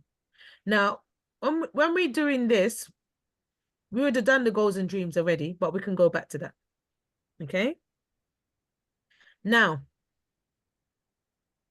the second way that we showed you was a less well-known option is to keep the amount, your mortgage payment the same, but increase the frequency of your payments. Okay. So, for example, we have a concept that we teach at Genistar, which is called bi-monthly payments. Okay. So let's say, for example, Elizabeth, you decided that you wanted to do bi-monthly payments on your mortgage. And let's say your mortgage payments are £500 per month. Okay.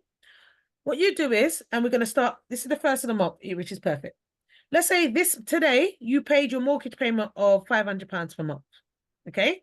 Now, what you're going to do with that £500, you're going to split that £500 into two. And every 2 weeks, you're going to pay £250. Yeah.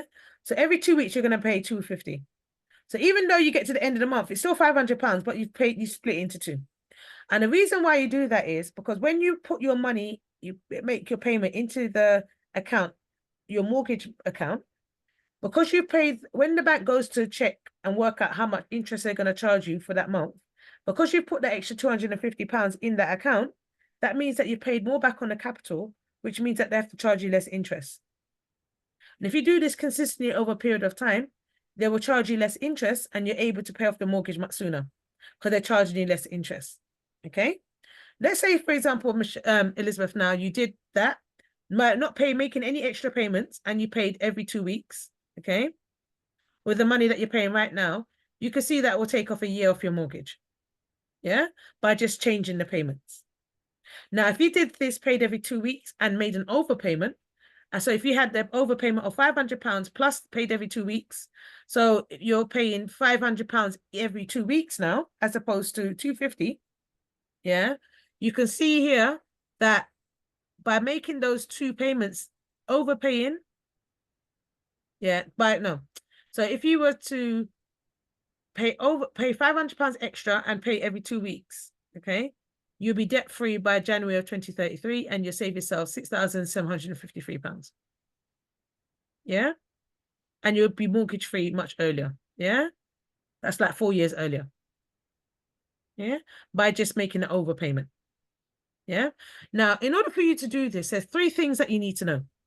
Yeah. 3 things that you need to know. So, number 1, Dennis, you asked me earlier if you could show this to the client. You can. But then you can say there's 3 things that you need to know in order for you to do this. I will tell you those 3 things when you come back to the carryback. So they have to come to the carryback in order for them to get the information. Yeah. What's the 3 things? Yeah. Number 1 is, what is the mortgage account that you're going to be paying the money into? Because then you'll set up the standing order for those 2 payments. Yeah. So 1 is standing order. And 1 is what is the mortgage account that you have to pay the money into? Number 2 is, what is the mortgage payment date for your mortgage? What date does the money have to clear in that account by? So if, let's say, for example, Elizabeth, your mortgage has to be payment has to be due. Your mortgage payment is due on the 1st of every month. You'll make sure those 2 half payments clear by the 1st. So you're not paying any late repayment fees. Okay, so that's number 2. Number 3, you need to know if you're getting charged interest on a monthly or a daily basis. Okay, if you're getting interest paid on a monthly basis, you'll split the payments into 2. Yeah, so monthly equals 2 payments. Yeah, or bi-monthly. If you're getting interest charged daily on your mortgage, then because you can't split it down into like 30 payments each month, they will not allow that. But so what you would do is you'll split those payments into 4 and make 4 payments in that month. So you'll split that £500 into 4, and you'll pay that money each week. So at least then, when they charge you on a daily basis, you're hitting at least one of those points, and there'll be more money in that account. So daily basis, weekly, monthly basis, every 2 weeks. Yeah. So those are the 3 things that you need to know. Yeah. And they can find this out through the bank, right, as well. What do you mean? Like, no, the banks are not going to teach them this. No, like the information. Oh yeah, the that they information. need Yeah. to know. If they don't know if they're being charged on a daily or monthly basis, they will ask the bank, what are they being charged? Okay, and then they can work out. So then they can come back to me and say, I've been charged on a monthly basis. So this will definitely work. No, I've been charged on a weekly basis. That means if I do this, I can do that. So remember, when they log back in, they can go in and manipulate this information for themselves. Yeah. So they don't necessarily have to come back to you. They can manipulate that information for themselves. So Charmin, I you know what? The funny thing is that it's only today I thought to myself, let me speak to my mortgage advisor, and he first before I spoke to Santander about this, and he said that because the contractual term is that you have to pay, you can only pay your mortgage once between the 1st and the 28th of each month, and so it's got to be monthly. But he said you can make overpayments during the month. So I've still got to pay that mortgage payment on the due date. Yeah, and just make the overpayment on top. Yes. Yeah. So what they're doing is preventing people from doing this. If you look at the mortgage, they've already worked out how much thousands and thousands of pounds they're gonna make from you. But now, because if everybody did this, they wouldn't make any money. Well, So they're going to exactly. discourage you from doing it by saying, oh, you've got contractual agreements and things like that. Or you have to can only make overpayments. But if you know what if you know, just- they might say they won't penalize you if you overpay up to 10%. So what you do is you'll make sure that any overpayments come up to the maximum of 10%. So for Yeah. example, even if you didn't do every 2 weeks, yeah, and you paid each month, and let's say the maximum was £1,000 extra, by paying £1,000 extra on top of your mortgage, you can see that's taken off 6 years off our mortgage. Yeah. Exactly. And even if they charge an early repayment fee, and let's say she paid it off 6 years earlier, and they're going to charge her £1,000, she'll be like, "I just pay it, and I'm mortgage free." Yeah. Just for everyone's benefit on here, like literally our mortgage is really high. So we've paid like 25 grand last year for 1 year, and the interest is 15. We've paid 10 grand off our mortgage. So just to let you guys know, this is really good. Yeah. So this is what I'm saying. So even now, we need to be thinking about how we can help families. So if I like when I showed this to this family, no, on the one that or the example that you're going to look at, which is this one here. Yeah, it's exactly the same thing. Yeah, where's the mortgage payment on this one? Let's that second here. Yeah. So when I showed this to this couple, they were like, "Oh, we can pay off our mortgage 5 years earlier. That means I don't have to work so hard." Yeah. And the man was getting proper excited, like, "Well, I don't have to work full time. I could go part time. I can spend more time with my family." And a man was going through a whole list of all things, and I was like, "Wow." And he's like, "Yeah, I'm definitely gonna do that." That's what you want, because you're giving them inspiration to show them how to pay off their mortgage much sooner. Because think about it, majority of people, the most outgoings they have is their mortgage. Now, once they're mortgage free, they've got extra £2,000 a month, £1,000 a month. That's a holiday. Yeah, that is their goals and dreams much quicker. So you're giving them the hope of what to do. Okay. So with the assessment, you're just because you won't be able to show them bi-weekly payments. On this, it's going to be hard to do, but as long as you understand the process of it and know how to explain it to a client. So what I could do in the assessment is give, like, for example, use a live example there and ask you, explain bi-weekly payments to me. Okay. So you use the example that I've got here. And then I say to you, okay, explain, if you were doing this example with somebody, explain bi-weekly payments to that person. Yeah. Because what we want to do is know that you can explain that. Dennis, why are you looking so confused? No. So basically, you need to be able to, number one, at this stage, explain if they make an overpayment, how much you'll pay off their mortgage much sooner. And then two, if they were to do bi-monthly payments, how they can pay off their mortgage much sooner. But because this is static, it's hard to do the bi-weekly payments. But you still need to know how to explain it. Yeah? Because in the live example, this is what the live example will look like. And the two options that you get, so this is what it looks like now. Actual carryback, the financial game plan. This is what it looks like now. So you need to be able to, because the first way, which is overpayment, and then the second way is the bi-monthly payments.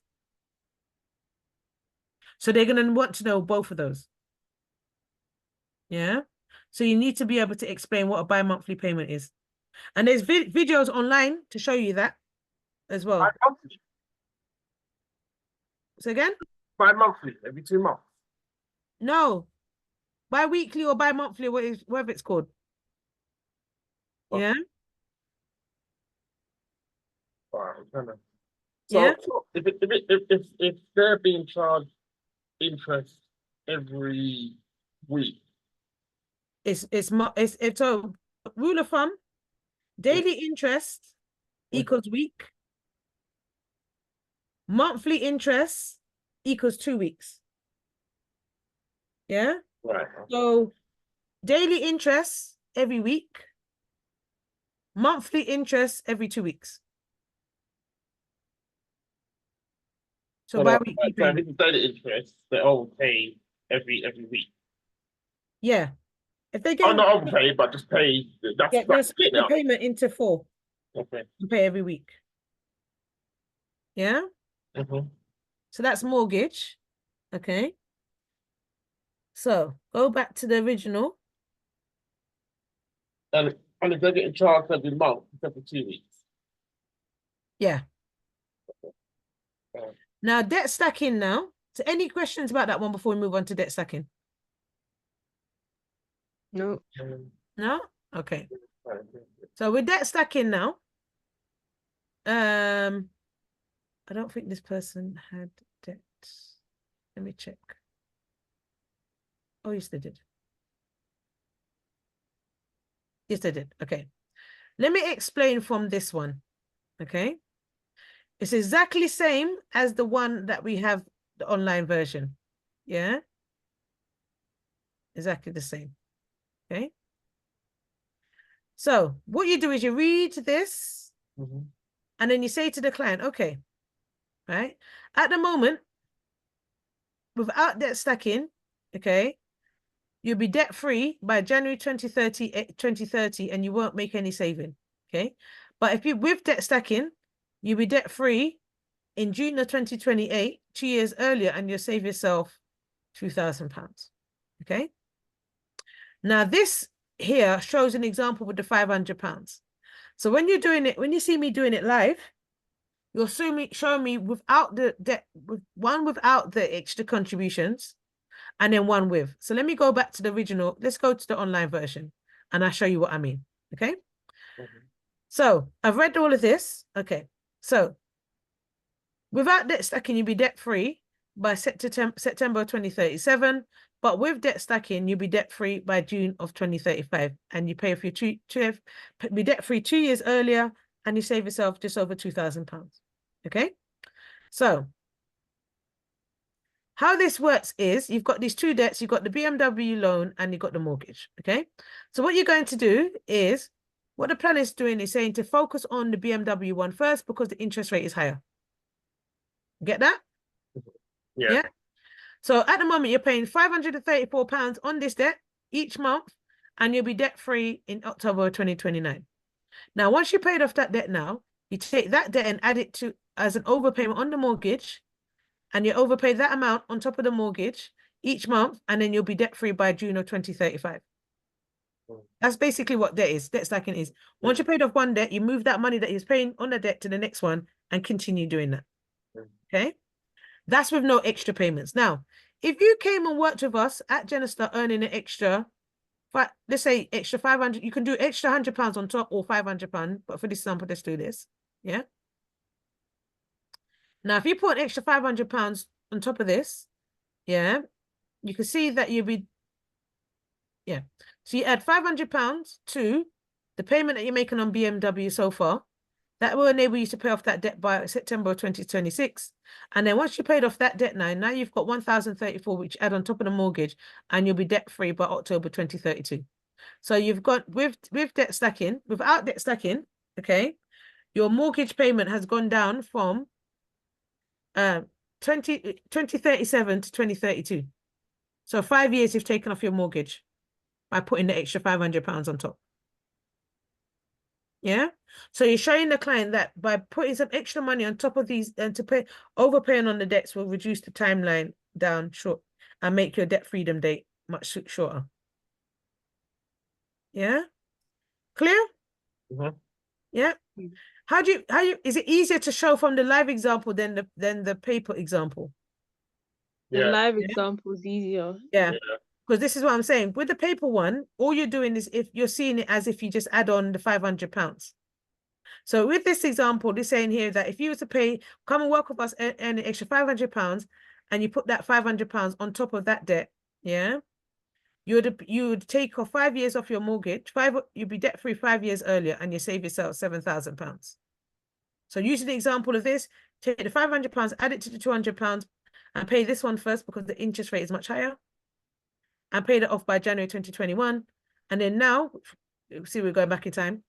And then now once that debt is paid, you add that £700 now to the £700 to the £916 mortgage, and you'll be debt free by October of 2025. And you save yourself 6,965. Yeah. All we're doing is you're showing to me that you can explain what this information is on the page. Yeah, is that clear? Yeah. Yeah, cool. And then next one, let's go back to this. How long should this take, Charmaine? Hour and a half. We'll do it with the plan. Hour and a half. Everything Just the, oh, from start to beginning, hour and a half. okay. That's Yeah. not the budget. And then when you're doing the live one, the goals and dreams come after net worth. Okay. But because this one is the old this one, it put it in a different the actual face-to-face, the actual paper one put the goals and dreams in a different place. Yeah. So the goals and dreams on the live one is earlier than the paper one. Because when we upgraded, we moved the goals further up. Okay. So I'm going to show you this on the paper first before I go and doing a live example. Okay. So does that include getting the referrals? Or within the Yeah. hour and a half? Yeah. It can be done. Okay. So this is the goals and dreams. All you do is read this. Okay. Then you go to the first goal. Okay. So this goal was to have £10,000. Yeah. And also, another tip, when you're doing it with a live client, always write down when they want the goals and dreams by. Yeah. So you have a record. So I have like a piece of paper, which I use for each of my appointments, where I write down their goals and dreams. And I put the deadline date on it. So I have this in front of me down here. You can't see it. Okay. So each client I see, I make notes on. I do it offline and have it on a piece of paper in front of me. Because I would say to them, okay, so let's say, Dennis, you said that you wanted £10,000 for your tourism lodge in Zimbabwe. We know that you wanted that £10,000 by, look on your paper, by June of 2025. Okay. We know that if you was to put, so at the moment, yeah, your budget, you also need to know what is the date and the budget. Because remember that budget question that we asked them before? This is based on that budget. Okay. So if the client says they can allocate £400, what you say is, okay, based on what this is showing us here is that if you was to allocate £400 each month towards this goal, you'll be able to achieve that goal by February of 2037, which might be 2 years earlier when you hope, or that might be that might give a figure that says it's going to be 10 years later than what they hoped. Okay. But so you can see, let's say, for example, we said we wanted it by next year. Yeah. 2025. But because that £400 is a bit low, it's going to take you to February 2037. Okay. So that's 8 years earlier. But now if you were to allocate some more money towards this goal, let's say £500 per month that you got from working with us, and focus each month, add the £500 to the £400 that you're saving already. So you're saving £900 per month towards this goal. What the plan is showing us here is that if you was to save £900 each month starting now, you'll be able to achieve that goal by January of 2022. Mm. So you're showing that client, oh, if they make that extra money, that will reduce the timeline down for them to get their goal. So if you look on here, 37 minus 22, that's brought it down a lot. Yeah. So that's taken off what, how many years? 15. 15 years. Yeah. By just coming and working for us. And sometimes it doesn't have to be a whole £500. It could be £100. So what you're saying to them, if they come and work with us, they'll be able to achieve that goal much sooner. Yeah. And you do that for each one. So if we go back to the live one, okay, so let's go back to here. Okay. So this person wanted to create an emergency fund, yeah, of £12,000. And they said, let's say they wanted it by, let's say February of 2025. Okay. So we know if you was allocating £300 towards that goal, you'd be able to achieve that by March of 2026, which is like 1 year later than what you hoped. But if you was to allocate an extra £100 on top, yeah, on top of on top of their goal money, yeah, you'll be able to achieve that goal by November of 2025. You can see it's gone down by a year. Yeah. So when you're doing this with a live client, you want to know what is their budget for the month, because you're going to be referring to that. And also what date do they put down on the fact find form that they want to achieve it by. Yeah. But for the assessment, all you're doing is assuming that information. So what I might do is I might go through it and make it a bit easier, because on the live form you don't know, or on the live form you're just going to assume that, okay, you've got a budget of £400 and you're going to use that as an example, the amount that you're going to use in the example. Yeah. And you could say, right, okay, I'm going to look at all of these goals and dreams and I'm going to give them deadlines for myself. Okay. And then that's what you're going to do, is to refer to those deadlines when you're explaining it, and also the budget amount. Is that clear, Shanika? Welcome, Freezy. Yeah, I was remembering as well when I was observing you that you asked them what they want to prioritize in terms of each of the goals. Yeah.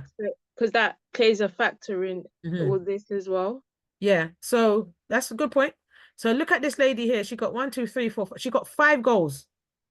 So let's say, for example, she said that she can find £500 extra each on her own budget. She's able to comfortably free up £400 for each, £400 a month.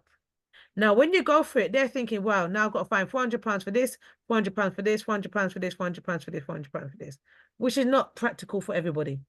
Then what you say to them, even though we looked at all of these goals, yeah, which one would be the main priority for yourself at this moment in time? So then they might say, you know what, I want to prioritize getting an emergency saving fund, so I've got peace of mind, and then I'll work on the other one. Or I'm going to focus getting an investment fund, because that money from the investment fund could help me with these other goals. Purchasing the car may not be my main priority at the moment, but the emergency saving fund, the child savings fund, and the investment fund is my main priority at the moment. Yeah. But you'll know this when you're doing the live one. Okay.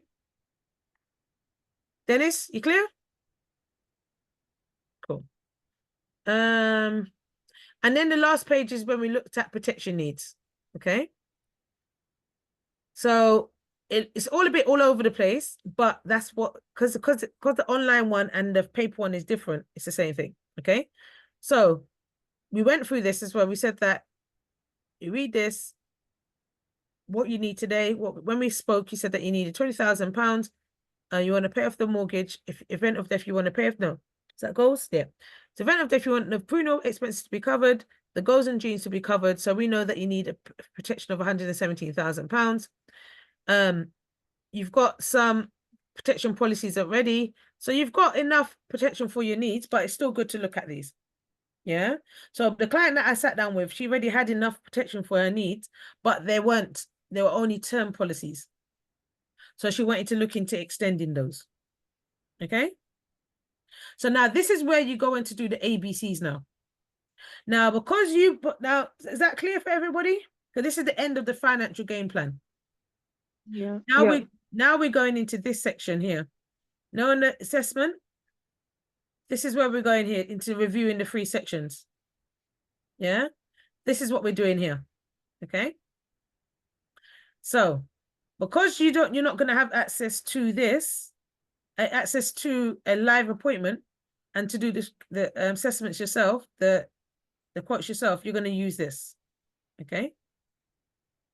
So this is an example of an ABC. Back in the day, when you in between an appointment, you would create the quotes for the client and upload them. But now we can do it live with the client. Okay. So this is the way that we did it before. And this is what we use to do the assessment. Okay. So these are the ABCs for the client. So let me explain the different options. Okay. So I went away from our conversation in the first appointment. I've gone away and looked at some quotes for yourself. Okay. Based on your priorities. Okay. So option A is just life cover by itself. Okay. And what I did a whole of life policy, because you said to me that you want to make sure that you have a policy that covers you for whole of life. Life of £58,000, because that's how much we worked out how much you need. Yeah. So if I have £58,000 worth of whole of life cover, is coming up to £78.74. Okay. You have optimizer on here. Yeah. This is standard policies. Okay. So on the first page, you have the standard policies, and then you have the optimizer. Okay. So there's two ways of doing this. Do you want me to show you the way I do it? Yes, please. Okay, cool. All right. So I have certain documents that I use when I'm doing my policies. Okay. So I show them this. So before I even go to do the ABCs, this is what I show. Okay. So you can do the exactly same. Okay. So we work with Vitality, which have various different Vitality. We work with Vitality, and they have a Vitality optimizer policy where you can get an upfront discount on your policy and you can reduce your premiums by engaging. Okay. So for example, I've got a Vitality policy. If I do a certain amount of steps, those steps turn into points, and those points accumulated over the years equal to different levels. Okay. So if I've got less than 800 points, I'm on bronze. If I've got 800 points, I'm on silver. If I've got 1,600 points, I'm on gold. 2,400 points, I'm on platinum. Okay. So let's say, for example, using myself as an example as a Vitality policy holder. Okay. If within my Vitality, everybody has a Vitality year. So my Vitality year is the 6th of January. So I've got to make sure that I'm either at platinum or a level that I want to be by that Vitality year. Okay. So let's say, for example, at that Vitality year comes around and I'm on bronze. That means I've got less than 800 points. I'm showing to Vitality that I'm not engaging with the policy. Yeah. I'm not as active as I could be. So my premiums are going to go up by 2.5%. Okay. Now, if I'm on silver level, that means I've got 800 points. That means I've got that I'm active and engaged, but I can do a bit better. My premiums go up by 1.5%. Yeah. Then if I'm on gold, that means that my policy that I've made 1,600 points in that month. Okay. If I'm on gold, that means I'm active and engaged. So my premium, and I'm showing to Vitality, I'm active and engaged. My premiums only got by 0.5%. Yeah. Now, if I get to platinum, I'm showing to Vitality that I've made 2,400 points in that Vitality year and active and engaged. And because I'm so active and engaged and deemed low risk to Vitality, my premiums are either reduced or remain the same. So it doesn't increase. Okay. Now, with Vitality, they reward you for being healthy. Okay. So some of the rewards that they reward you with, depending on the policy, they've got two types of policies. They've got select policies and Vitality Plus. Okay. And depending on the policy, you get access to all of these different benefits. Okay. So let me go through some of these with you. Okay. So for example, if I'm on a Vitality policy, I can get a Vitality health check where I go pay £12.50 and they check my vitals and I get points related to that. If I go to Blue Crest, you do a Blue Crest screening and you get between 50 to 81% off the Blue Crest screening. Yeah. And I might talk about my experience. Okay. Then also you get money off the activity watches. So depending on the type of the brand you go for, you get different percentages off. You get 6 months access to Fit. You get a 50% off pair of trainers when runners need. You can, if you like doing running in the park, if you do run in the park with Vitality Park Run, you get points, 8 points for doing that. The Vitality has a range of Nike that you can purchase buy with Nike, which is a Vitality branded some merchandise. Or you also get, which a lot of people like, is 50% off gym membership with Virgin Active, Nuffield Health, and Pure Gym. Yeah, a lot of people are like, oh, that's really good. Okay. Or you get access to 30 Weight Watchers plan for £30 for 6 months workshops with Weight Watchers.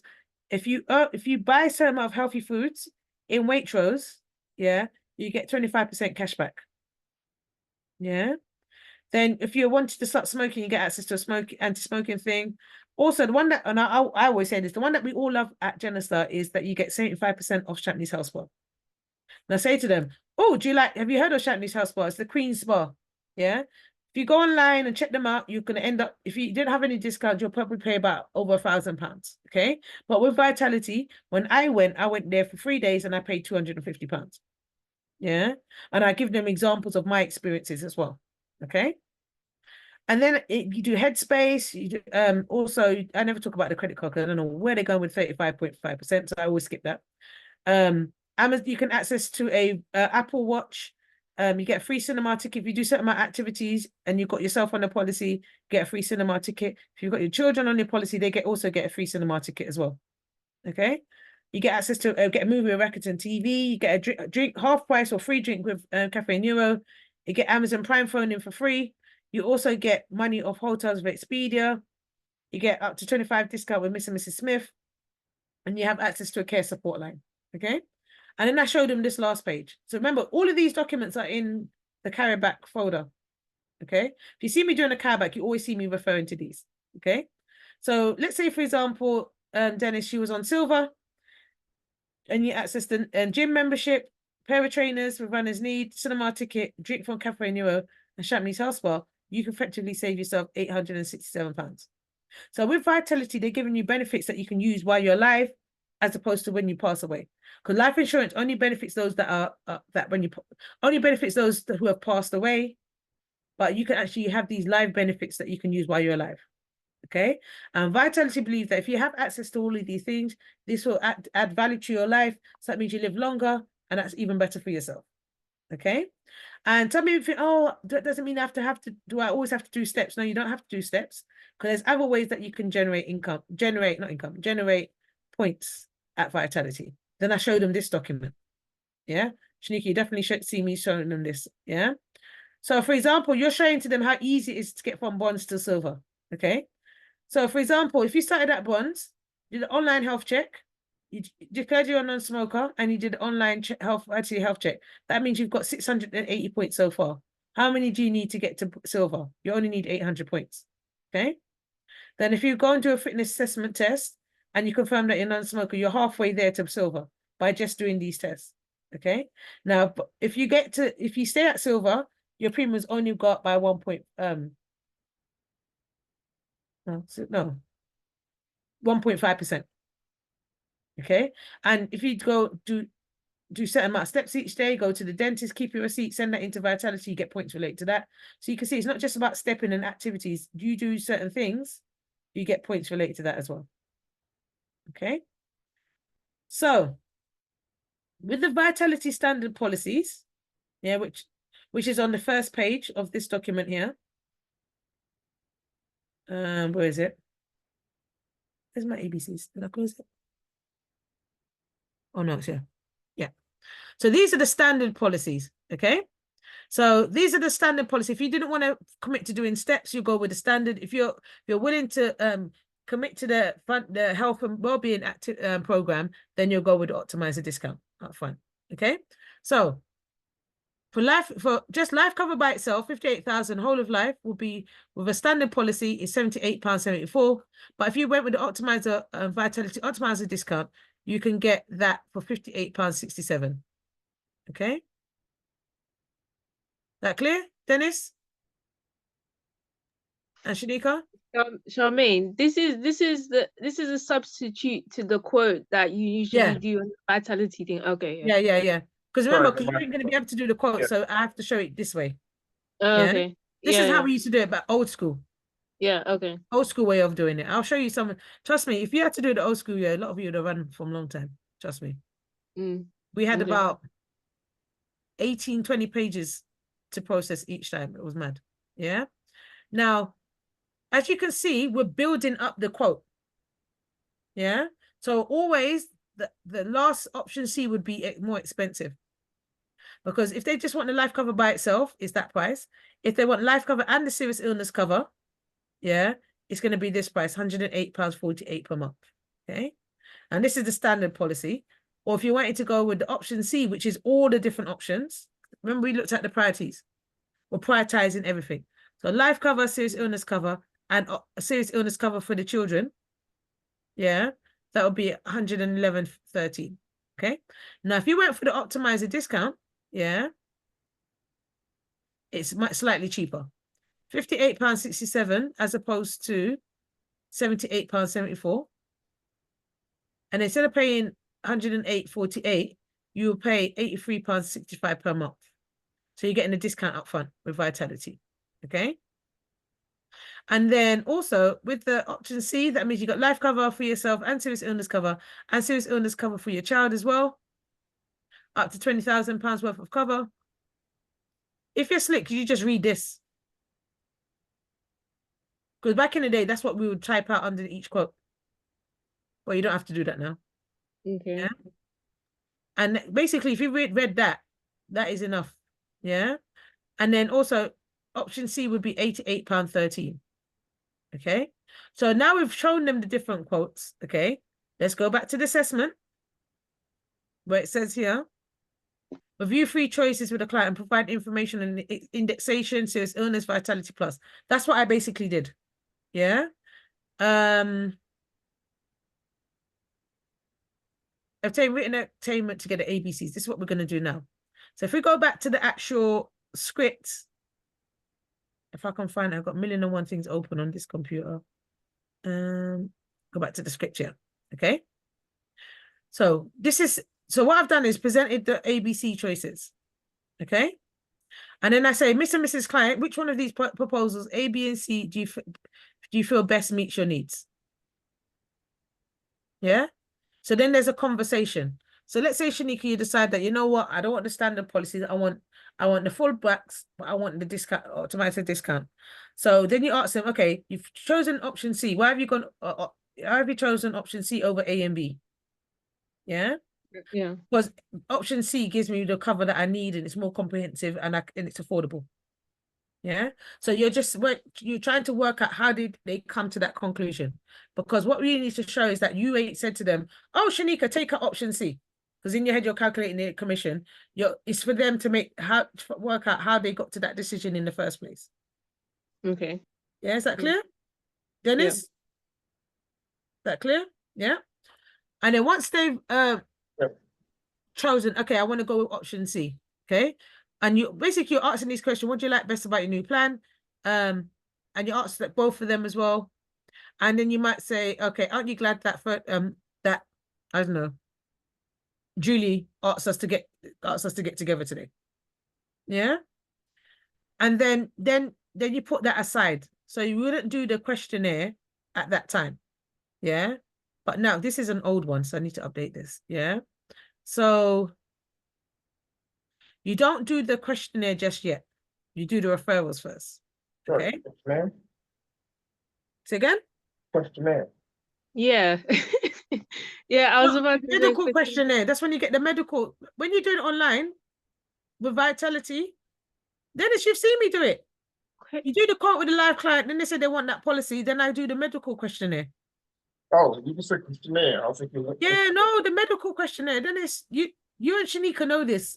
Wake up, man, please. What questionnaire? No, you just said questionnaire. I was thinking, That's what it is. That's what it is. It's the medical questionnaire. Do you smoke? Do you bungee jump? Are you planning to live? Yes, that. Yes, that. Right. Yeah. But because you're doing an assessment, you're not going to do that. So back in the day, when we used to do it paper form, this is the form that we would have to complete. Oh wow. Okay. Yeah. Yeah, that's right. And let's say you missed out a yes or no. Go right back. You see where it says FGP? If you don't write the number there, go right back again and scan it. Read again. Yeah. Everything had to be done by hand, and you scanned it in. If it was wrong, you had to go and change it back. If you forgot a signature, which I had done, I had to drive to East London to get them to sign the form because one of them forgot to sign it. Yeah. When I sat down there, I had to literally wait outside their house like some drug feed, waiting for a signature so I can process this policy. We don't have to do that no more because everything is done online. See? And you have to read all of this. You see? Right, even finish it.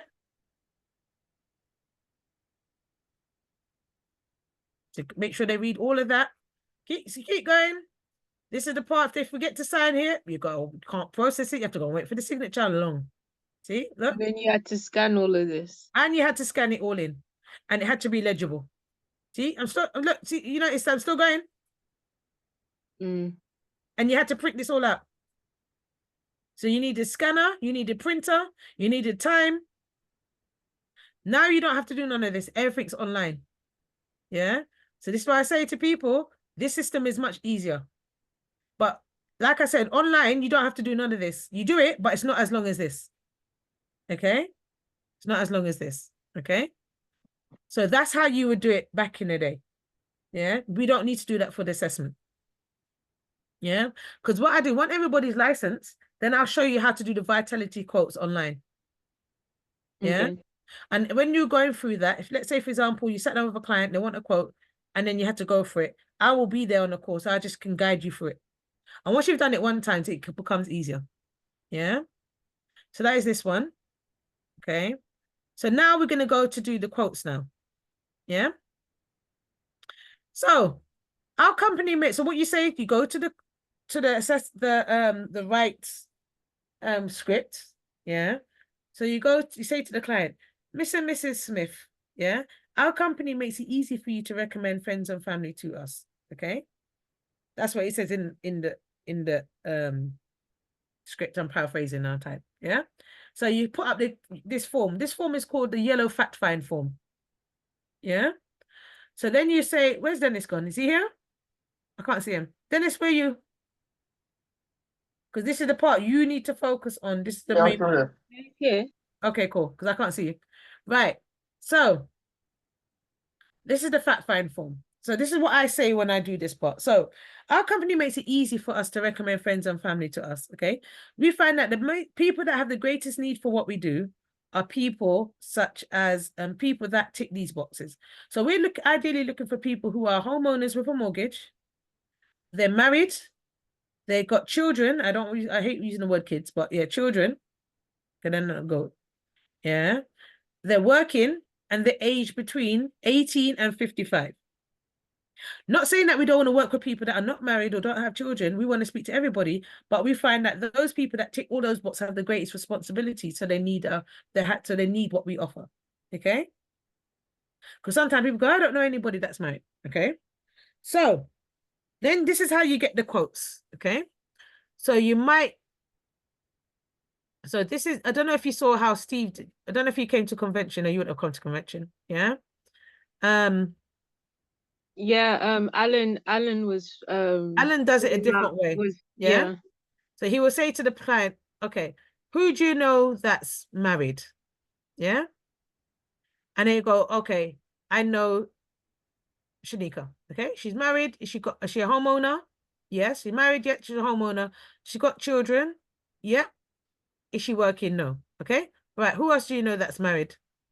Yeah. And you go through that whole list. So he wants people that are 5-star because he's in a 5-star market. Okay. So what you do is you ask them, who do you know that's married? You don't look at them, you put your head down and you wait. Yeah.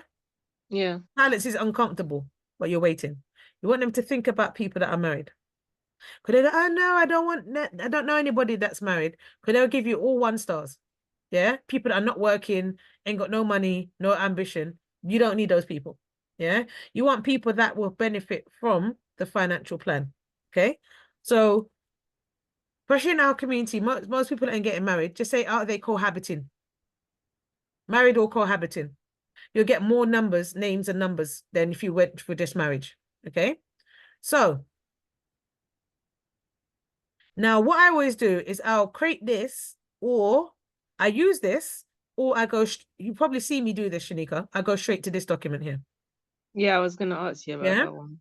So what I would say, okay, you'll see me going through this because sometimes sometimes back in the day, we'll do it on the fact find form and then we have to do it again on here.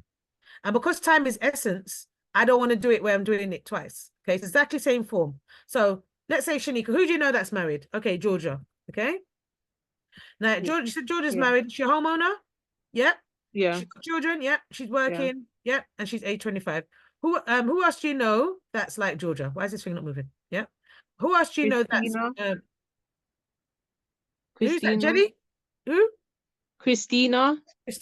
Christina. Okay. And she ticks all 5 or 6 or 5? Yeah, Married but she homeowner? doesn't have kids. Okay, yeah, that's fine. So who else do you know like Georgina and Christina? Paul. Paul? Okay. Is Paul married? No, he's not married, Is it, but he's a homeowner. Homeowner, and he's got And children. kids, yeah. Okay, Yeah. excellent. Because what you want to do is you want to get the people that have all the ticks. Yeah. Might not be able to get everybody with all the ticks, Yeah, because those are like 5-star people. Yeah. But you're going for gold. So even if you have to wait in silence and you ask for the details, you do this, okay? So you go and you're going to get at least 10 referrals, okay? You're going for 10, okay? Now, when you get to 10, don't do this and go, oh, you give me 10, that's fine, let me move on. No, don't do that. Who else do you know? If you fill up this list and you give you 15, you're happy. If they go, oh, I've got 100 people, or even better, they go, you know what? I've actually made a spreadsheet for you. Here's 50 people. Phone all of them. They're all ready for you to go. And that's happened before. Yeah. I think the highest I got on an appointment was about 52 people. And that's the time when we used the cards and the VLO fact find form. And I only bought about 20 cards. And I never forget, I was in Brixton in a cafe asking the people behind the counter, can I just use some paper towels or tissues just to write down the number? And I have no paper, no nothing. And I literally had to find the paper to write down the names. Yeah. So because it's electronic now, you don't there's no paper towels or nothing that you have to write. You can get all the information there. Yeah. And then you save this. So as you can see, you got the name. So I'll put Shanika. And I put the date and I save it. Okay. So then what you do is you ask, okay, what does Georgia do? Okay, she works in retail. Okay. And how do you know Georgia? Okay. Oh, she's a friend. She might be a work colleague. Yeah. Work colleague. And the reason why you're asking this, because you want to know what their relationship is. Yeah. I know that's wrong. Yeah, colleague. Yeah. Yeah. So you want to know what the relationship is. Now, what do they do for a living? Okay, Paul's a nurse. I know he does shift work. So when I phone him and I might not get him at one, I might not be able to get him in the evening or daytime. Or if they're a teacher, let's say Christine is a teacher. Will I phone her at like 12 o'clock will I call her at 9 o'clock in the morning? No. Because she's teaching. Would I call her just before half term? Yes. Because I know she's on half term. They got more time. Right? Now half term is coming up now. Any teachers that I've got in my diary, I'm going to start phoning them up to book them in for during half term. Yeah. So think about any teachers that you know. Okay. Let's say if somebody is an Amazon driver, they're more likely to catch them at different times. Their hours are more flexible. Okay. So you're going to make sure that you complete all of this. Okay. So I can show you an example of one that I've done recently. Okay. So so that's what we want to do, is see that you can get referrals. So Dennis, this is how I do it. This is what you need to do. Okay. Now, they might not want to give you the names and numbers there and then. Yeah. Which is fine. Okay. Because what you say to them now is, because we're FCA regulated and we're not allowed to cold call, what I'm going to do is I'm going to send you a text message. Can you send this text message out to your friends and family? And if they're happy for me to get in contact with them, would you send me their number or complete this form? So what I do is with the client, after I do an appointment, I send them this document. Okay. So they know the names that they've given me. Okay. Yeah. And you know the names that they've given you because you've got their details. Okay. Right. So then you just add, so you can see here, I've got here 10. They're giving me, most of them are a lot. There's quite a few. There's what, 6 5 stars. Okay. Even I'm writing like Nwani. Yeah. I'm not going to phone them and go Nwani. That's not how they pronounce their name. Yeah. It's Wane. So if I get a name that's quite complicated, I want to know how to pronounce it. Because let's say Michelle, somebody phones you up and goes, can I speak to Michelle? You're thinking, who's this person come off my phone? Yeah. You don't want to get them backs up.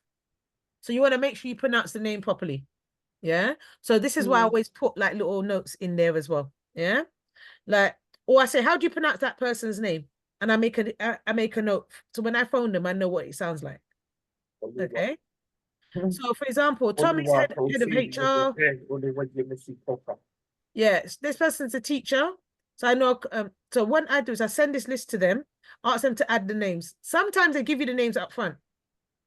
And then I say to them, okay, so after I've got the names and get the details, I say to them, can you send me I'm going to do now is I'm going to text you this, a message to send to them.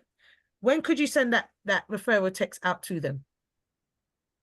They'll say, "Oh, I'll do it today," and I make a note. Referral said text to be sent out today.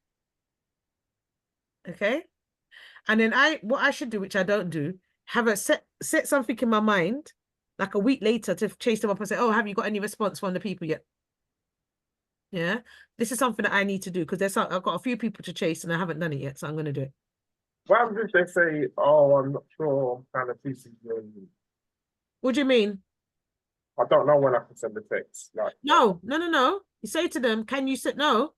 You remember you're telling that if you're gonna get wishy-washy people, just say, "Don't." You remember you could say to them, which I say to people when they come like that, saying, "You know what? I've sat down with you and I've done a financial plan. All I'm asking you to send out this text message. Can you send it out tomorrow?"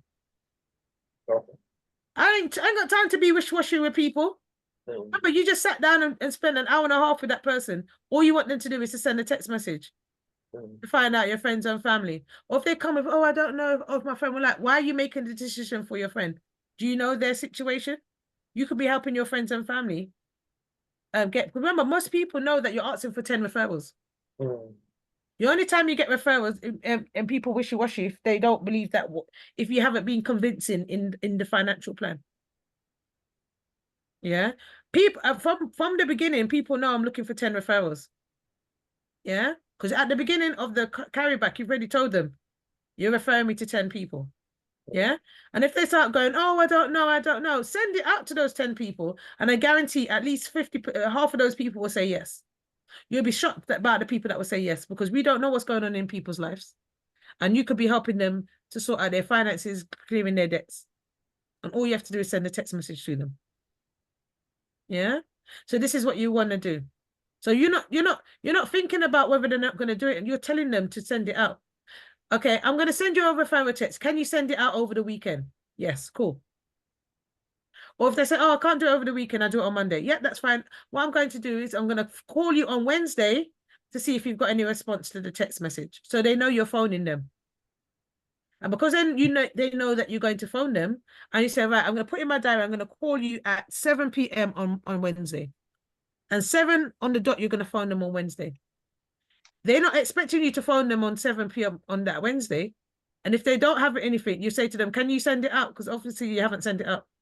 Because you can't tell me that not one person out of those 10 people ain't going to be interested. I've had people that said that, and "Oh, nobody's not interested." That's fine, because I already know that they haven't got any credibility with those people. And sometimes they're not my ideal target market. So they might have been a 1-star. Wait, what do you mean when you say they have no credibility, and how do you determine that? So basically, they don't know anybody that might benefit from a financial plan. Because let's not assume that people know 10 people. Because I know all of us on here can't say that they've got 10 friends, like bona fide friends, that if you was on fire, you can phone them and they will come around and help you, put you No. up. No. Exactly. No. Exactly. Them days are over. So this is what I'm saying. You ask them, "Who do you know 10 people?" And sometimes they might be giving you numbers of people that they need to speak to. Sometimes they might say to you, "Not Charmaine, it's going to take me longer because I know my people, they won't respond to a text message. So I need to phone them individually," which is fine. People have done that before and they've given me 10 numbers. It's fine. Yeah. So it depends on the person. Some people, if they got a text message, they won't even look on it. But if you actually spoke to them face to face, or they might say, "You know what, I'm going to a meeting. I'm going to a party on the weekend where I'm going to see all of these people. I'll speak to them on a one-to-one basis." Yeah. And then this is where you guide them on what to say. Yeah. So remember, when you go back to the quote, go back to the script, it has it on there, Dennis. It has it on there. Yeah. This part here. Yeah. Now, Mr. and Mrs. Client, after, oh, let me make it a bit bigger. How do I do it on this thing now? How do I do it on here? Can't see it. How do I make it bigger? Change. Hand tool. Oh, I don't even know how to make it bigger on this one. The plus and minus sign at Yeah. the top. Where? I don't see it. In the middle. Oh, this thing's in the way. Oh, there it is. You see? The thing, Yeah. Zoom thing's in the way. That's why. Okay, cool. Okay, right. Thank you, Nika. Cool. Excellent. Right. Here. So this is what this part here, memorize 11. This is what you're going to tell them. Okay. So Dennis, now Mr. and Mrs. Client, sometimes after hearing from us, your friend might call you to get more information. So after they get the text, they might call you to get some information. We find that certain words open minds and certain words close minds. Yeah. Or certain words close minds, or other words open minds. I do it always the other way around, but at least it's in that context. Yeah. Examples of words that close minds are words such as investments and insurance. Okay. If they believe that we're coming over to sell them something, we may not be able to make the appointment to see if we can truly help them.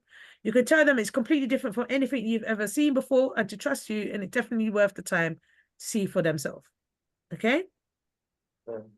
Yeah? That's what you're saying to them. You don't want them to go and say, oh yeah, Charmaine sat down and did life insurance policies and she talked about money farming. When they say too much, it kills it. Yeah? So you're telling them just to say this thing. And you can say to them, you know what, don't explain everything to them because they're going to ask you loads of questions, and these questions you might not be able to answer. So I can explain that for them. Because the less they say, the better. Yeah. The less they say to those referrals, the better. Yeah. Because literally some of them will just talk the person out of an appointment. Okay. So before, if we were sitting down face to face, each one make one. Okay. This is where you ask them of the 10 referrals who you're closest to, and they might say, okay, Rebecca, okay, let's call them now. So usually, but when we're face to face, we'll get the referrals and we'll ask that person to call them now and just say, oh, I'm just sitting down with my financial educator, Charmaine Simpson. She just showed me some financial concepts. We'll be able to speak to her. Yeah, I can speak to her. And then you speak to them and go through the whole script, basically. This is who I am. This is what I do. I do financial planning. Are you interested in making money, saving money, or both? Both. Okay. If you're interested in saving money, let's sit down and put together a financial plan. When are you next available? Are you available next week, Tuesday at 7 o'clock? Yes, I can. Okay. Then we're also going to do a financial, we can have a meeting where we talk about how you can generate income by working for us at our company. Next webinar is on this day at this time. Would you like me to book you on? Yes, I'll do that. Cool. Book them on. That's what we used to do on a face-to-face. Yeah. Might not be able to do that over a Zoom because then it'll make the appointment long. Because remember, we haven't even done the medical questionnaire yet.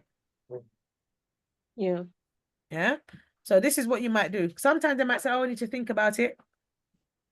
And then you book another time to go through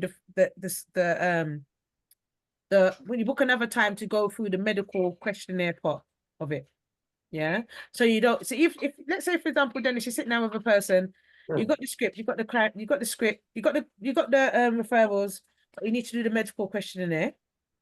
Just say to them, do you have another half an hour so we can just quickly do the questionnaire? Yeah, I've got that. Or they might say, okay, I've got to really go now. Okay, let's book a time to just go through that part of it. Yeah. In the meantime, I'm going to send you the quote so you can read over it. Yeah. And you do that. And that's basically the carryback. That's basically the carryback. But it's very disjointed in how I've done it because I'm showing you all these little bits. But like I said, the best way to learn about doing the carryback is when you come and observe me doing it. Because it's not this disjointed. But the thing is, with the carryback, it's different from the carryback is different. This is an old script, yeah. The carryback is different from the scoop. Is where the scoop you're memorizing more things. On the carryback, you're going through the different processes, so you need to know which process to do at different times. Yeah, which makes it easier to do. Question. Yeah. As well. Is it because you usually use the gray sheet with the 515 names. Yeah. Do you prefer to use that or the memory jogger? I tend to use that. Then the memory jogger. I'll flash up the memory jogger and show them, but I write the names in that document. Do it on one, then you have to go and do it again, which is long. Okay. And because time is of importance, yeah, we don't want to be longing out the process. So this is what I should have showed you, because this is from the Fast Start workbook. Yeah, this is the up-to-date one. which is exactly the same, just more shinier, basically. Okay. So it says here, review the financial, so exactly the same, memorize, request that you recommend 10 people exactly like yourself who ought to hear about our company, our concepts, Same thing as before. Review the financial presentation, affirm the 2 commitments, review the fact find, present the financial game plan, build the vitality cloak with your client. Whereas before we would do it offline and then bring it to them. Now we do it face to face with the client. Yeah. Then which level of cover best suits your needs? So it's less things to say. Yeah, this one's even better. it's much more easier. Have you noticed that there's less things to say? Yeah. Yeah. So this is what you're learning. I showed you the old school one. What I Yeah. learned, that's the one I had to learn. This one is just easier. Okay. Which cover meets your needs? Complete the life application. So basically you go to Vitality, get the complete the medical questionnaire, and then you download the ESD. Yeah. And then Mr. and Mrs. Client, which do you like best about your plan?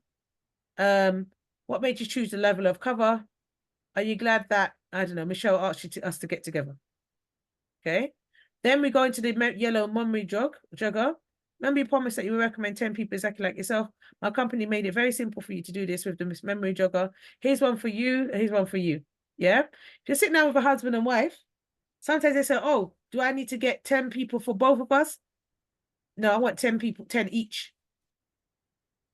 Yeah. So you might ask them for the husband to do 10 and the wife to do. That's what Alan does. Alan does make sure that he gets 10 from the husband and 10 from the wife. Remember, Yeah. let's say Michelle and Brian, yeah?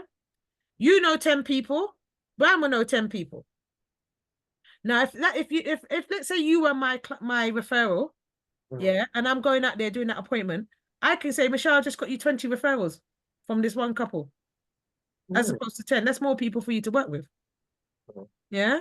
Now let's say now you're licensed now. That means there's 20 people for you to go and book into your diary to do an appointment. Yeah, and build your business, as opposed to just husband and wife and get 10 for both of them. No, I want 10 from husband, 10 from wife. And then you could do a little competition. Who can refer the most people? Do a little competition game. Yeah, and that depends on the client and the personality of the person. If they're very competitive, they might say, right, I can give you 20 and I can give you 50. It's all good. Because if that person gave you 70 contacts, that might not see you again, then it's for year. That's your diary booked. And if those 70 people, 40 people joins the business, you're building deep and wide. Yeah. So you're thinking about that. Okay. And then it says here complete referral cards. Doesn't have to be referral cards. It could be that spreadsheet thing. Alan does cards. I ain't got time for like stacks of 50 cards in my house. Yeah. I still got referral cards that I did from back in the day. I just keep them as nostalgia, just to look at them and laugh and go, no, not doing that again. Yeah, because we want to have less paper in your house. I've still got policies from the paper form in the filing cabinet in my room. I need to burn them and do something with them, but I've kept them. I had like a whole box of them. I'm like, what am I going to do with them? It's ridiculous because you can't just throw it away. You have to shred it. So I think I got the girls shredding one day, and that kept them amused for about 3 hours. So yeah. Child labor. Charmaine, I have a question. Yeah. When you were saying about following up with clients about their referrals, Yeah. I guess the idea is if you set a date, a day and time, yeah, it means that, let's say I'm consistent. If I'm calling on that day and time, yeah, and they know it, I'm being consistent. Am Yeah. I correct in that? yeah. Oh yeah. Trust me. But like my mentor, which is Daryl, if Daryl tells you to phone him at 7:22, you better phone him at 7:21, so the call goes through by 7:22. And if that phone don't ring at 7:22, he ain't answering it. Or if let's say he said, let's say for example, he will say, I'm going to phone you at 7:22. And he will set his alarm on his phone to call you at 7:22. And you're thinking this man ain't gonna call you at 7:22, and then the phone starts ringing. You're like, "Rah, okay, this man is serious." Like today, I told a lady I'm gonna phone her about between 1 and 2 today to talk about some referrals, talk about a policy that she wanted to take out. Okay. I called her about 1:30. 10 to 2. I called her about 1:50. I don't think she was expecting me to call, but she knows I'm gonna call her an hour. You might give them a half an hour window. I'm gonna call you between 7 and 7:30 to go to just check out. So always diarize certain things. If they know that you're gonna be there and call them at that time, they know you're serious. So it's all about doing little things to help you in terms of credibility and things as well. Yeah, but that will come with practice as well. So when I'm looking at this makes it even more easier because there's less things for you to memorize. Yeah.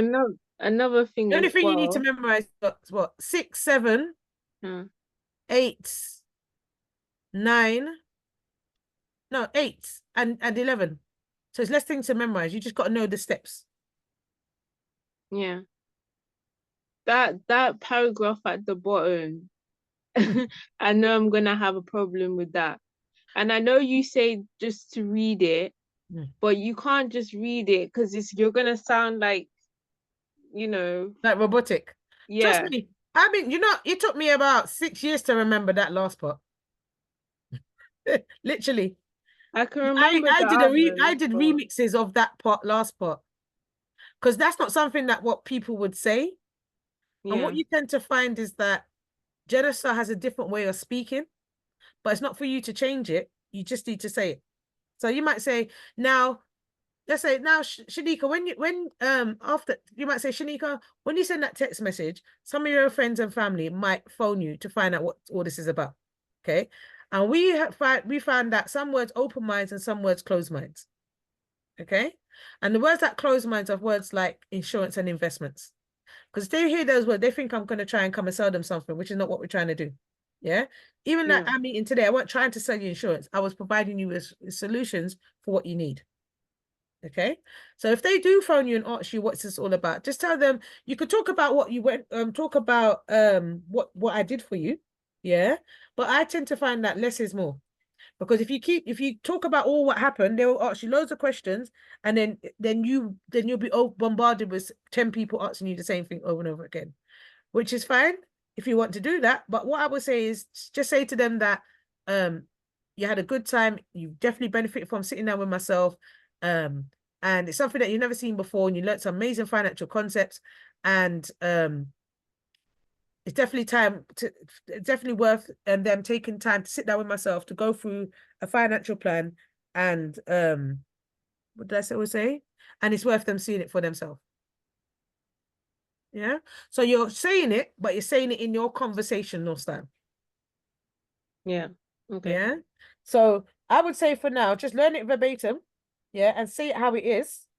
But even if you're reading it, yeah, don't read it like say, now, Mr. and Mrs. Client, sometimes after hearing from us, your friends and family might call to get information. No. That is wake up. Yeah.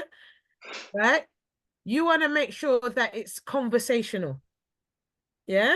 So you might say to them, okay, Shanika, and make it conversational and say the main things, but do it in a conversational style. Yeah. Because sometimes I'm reading that you would never know. But when you're reading it, you don't want to keep doing this and making it blatantly look like you're reading. Yeah. So you want to make sure it's an eye level that you can read it. So you might, like, for example, I've done an appointment and it got to a stage when I forget and I'm like, Lord God, what was the last thing I forgot? So I've got this printed out beside my desk. So let's say I'm doing it now and I'm like, oh, I forgot the bit. Let me just quickly look to that side. Or I pull it here. So let's say I've got it here. If I'm looking at this, I may not be looking at the camera, but I'm looking at this. And I might just glance to it as I'm reading it.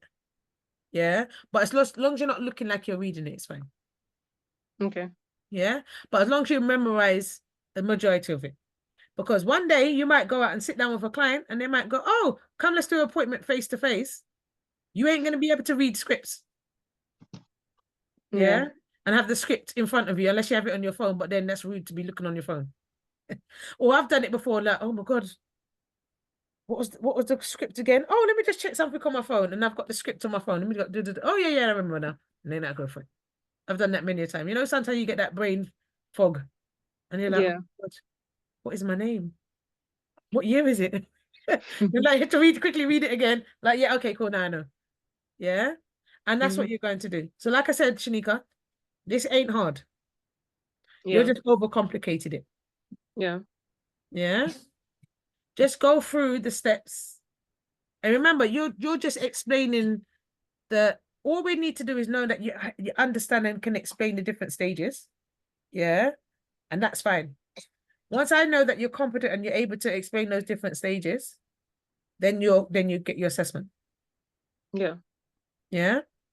So for that, so like for example, Elizabeth and Michelle and Rebecca, when you're doing this, it's not that you're memorizing, you're learning the different steps. And once you see me doing it live, it becomes so easy. You're like, oh, Charmaine did this. Oh, she never said it exactly like that, but I know what she's talking about. Yeah. But I'm still following those processes. Yeah. The people that do best in the company is the ones that know the processes. Some people remix it and do it completely different, and they don't do it that way. Then they wonder why their business is not growing. Then they wonder why they don't get any referrals, because they're not asking for the referrals. Yeah. Because I know if I show somebody how to pay off their mortgage 5 years earlier, 10 years earlier, and I say to them, who do you know in your social circle that has a mortgage that would love to be shown how to pay off their mortgage much sooner? Oh, I know loads of people. Give me their names. Yeah. And we'll sit down with them and do the same thing. And I always joke and say, if let's say, for example, you put me in touch with your friends and family, and and I showed them how to pay off their mortgage up to 10 years earlier, do you think they'll be happy that you made that referral? Do you think they'll be happy that when it's your birthday, they'll find some money that they saved from paying off the mortgage much earlier to buy you a present? Yeah, and they'll be like, they start laughing at, no, they won't. They won't buy them nothing, they're cheap. But yeah, you never know. They have a little joke with them. Yeah. But majority, if somebody came and showed me how to pay off my mortgage, yeah, and I was struggling, arguing with my partner about money, not living life and struggling, and somebody like an angel came in the form of myself and showed them how to pay off their mortgage much sooner, they will love you for life. That friend will phone you, and if they're a good friend, they will phone you and say, oh, thank you for introducing me to Charmaine. Charmaine's brilliant. I've seen it all the time. Or they've referred somebody to me, and they say that person stop ranting and raving about it. What did you do? Because every time I speak to them, they always just keep saying, thank you, Charmaine, thank you, Charmaine. Who's this Charmaine, Charmaine, Charmaine? Yeah. And that's what happens. Or they were like, you know what, Charmaine, you really helped me. You know what? I said I was going to give you 10, but I want you to come down and do an event. I want to open up my whole phone book for you to go and talk to all my friends and family. Yeah. And I'm going to organize an event. I want you to come and speak. Yeah, cool. I don't mind doing that. Yeah. So this is what, even like with the lady that me and Dennis spoke to earlier, that's what she wants. She wants me to sit down with her whole family to do a talk about the webinar that I did about protecting your wealth, estate planning. She wants me to do that with her people. Oh, okay. Yeah? I did that for Tashai on Wednesday. Yeah. Yeah, I was Like gonna ask 20 you about something that. people. So she Yeah. organized that event for her friends and family. And majority of them are booked in my diary. So I got about 6-7 scoops, 6-7 people waiting to go to the overview meeting from that event. Some people already spoken to sister about estate planning and wills and trusts and stuff. So it's happening. Yeah. Yeah. So it could be creating an event, speaking to your pastor, inviting them to an event. This is what you do. Yeah. Because what you want to do is, and what I say to people as well, for all those that are just getting licensed and getting in the business, introduce people to the business, get me working doing the scoots and carrybacks, because all those referrals will come back to you. If you're like, you know what, Charmaine, if you want to be an introducer and just introduce people to me and book people, you've got access to my diary. Book them people into my diary. Yeah. The people that do well, like for example, when Shanika made some money, she booked people into my diary. Michelle, you book people into my diary. I go and see those people as well. People that will not, and it's not just booking any and anybody. People that are serious about financial planning. Yeah. Put them into my diary. I sit down with them, do a policy, you get paid. Yeah. If they want to come and join the business, I'm building your team. So you might just want to be an introducer. By the time you see all this activity, you might go, you know what, Charmaine, I don't want you doing all these appointments. I'll do them myself. and then you own your business. And by that stage, like with me, when I got into that, I had 15 people on my team. By the time I said, you know what, let me get licensed. But I wish I got licensed much quicker. Because I know I wasted a lot of time and referrals of people that I could have taken on for myself. Because there's people, but the person that trained me only wanted to sit down with 5-star families. If you weren't a 5-star, she didn't want to see. So there's all these people that never got seen because I couldn't go and see them. Yeah. Yeah. So these are the things that you want to do. Make sure you can, because I sit down with everybody. So they might not even be a 5-star, but they know all 5-star people. So they go into the stage where I'm not speaking to you because you're not married. A lot of the old school people used to think that way. Oh, I don't want to speak to you because you're not married. Because I know for a fact, if that was the case, half of you wouldn't even be here. Yeah. Yeah. So I was saying, as we know that a lot of people ain't going down the marriage route. Yeah. So you're cutting out all these people to see. So I see people, they might be a 2-star, they might even just be a 1-star, but they would give me 5-star people. I had one lady that was a 1-star, and she gave me 25-star people. I was like, wow. Now, if I was like the old school way and thought, oh, because she's not a 5-star, I'm not going to see her, I would have missed out on those 20 referrals. Yeah. So this is what you want to do. So getting referrals and people, if you do a good enough job with that person, getting referrals is not hard. I don't have problems with getting referrals. My problem is doing the follow-ups afterwards, making sure I don't forget them and don't phone them. But it's getting better now. I've got a system in place. But back in the day, I'll get referrals and don't phone them. And like, why am I not phoning nobody? No, you need to phone all those people. Yeah. So this is what you want to do. Get the referrals and then phone them. And then if you do this consistently while you're getting licensed, by the time you get licensed, you've got people to go and see. But what people do is they don't do this. They think, oh no, I'm not going to give no one to Charmaine because I want to go see these people myself. Big move. Wrong move. Wrong move. Because when you get licensed now, you've got nobody to go and see. Because your friends and family don't want you to go in their business because you know them. They don't know you as a financial educator. They know you as Michelle and Elizabeth and Shanika. And then now you have nobody to go and see, and it stalls your business. So have like referrals coming in from me going to see those people. So by the time you branch out, if that's what you want to do, you've got people to see. Or if you want to be a straight introducer, book people into my diary. I don't mind if my diary is corked up until June. I know that I'm building and helping you build your team and making some money. Yeah. And if my diary is full, let's say, for example, Elizabeth, you're like, you know what? Let's me and you, Shanika, we work together. Yeah. Charmaine's diary is full. Let me put people in your diary. You do the appointments, split any business. Yeah. And let's say somebody wants to, like, you work with Shanika, and then let's say somebody wants to join the team, you can do something called a network. Yeah. Whereas, for example, you be the recruiter, you get 75% of it, or Shanika gets 75%, you still get 25%. Because you're an introducer. 25% is better than nothing. Or I might have somebody that I know that may not suit our team, but would suit somebody like Alan Palmer and Excel. I would say, let's do a network with you, Alan. You take them on, work with them. I get 25% of that. Because I know they might be Irish. There might be somebody from a different community that I know that they will definitely click with somebody like, they might even be a chef. And they will click with somebody like Alan or Steve Jenkins. Yeah. I get 25% of that from not doing anything with them. Yeah. And that's how you can do it as well. So you don't have to take on all those people. Even though they're not on the team, you can still do that. No, they're gonna join, but you put them on somebody else's team and get 25%. Okay. So let's say, for example, you got somebody that's hot to trot, really wants to go, and they need a lot of hand-holding, and you're not a hand-holding type of person. Like Daryl. Daryl was not a hand-holding type of person, gonna sit you down and go through everything like this. Daryl would never ever do this. Yeah. Because he's not that type of person. Now, if you're somebody that needs that hand-holding, it won't work. You'll get pissed off and you'll leave. Whereas he might put you under somebody else that's got the time to handhold, and you work with that person gets trained and licensed, you still get 25%. that person incentive because they get 75% of any work that they do.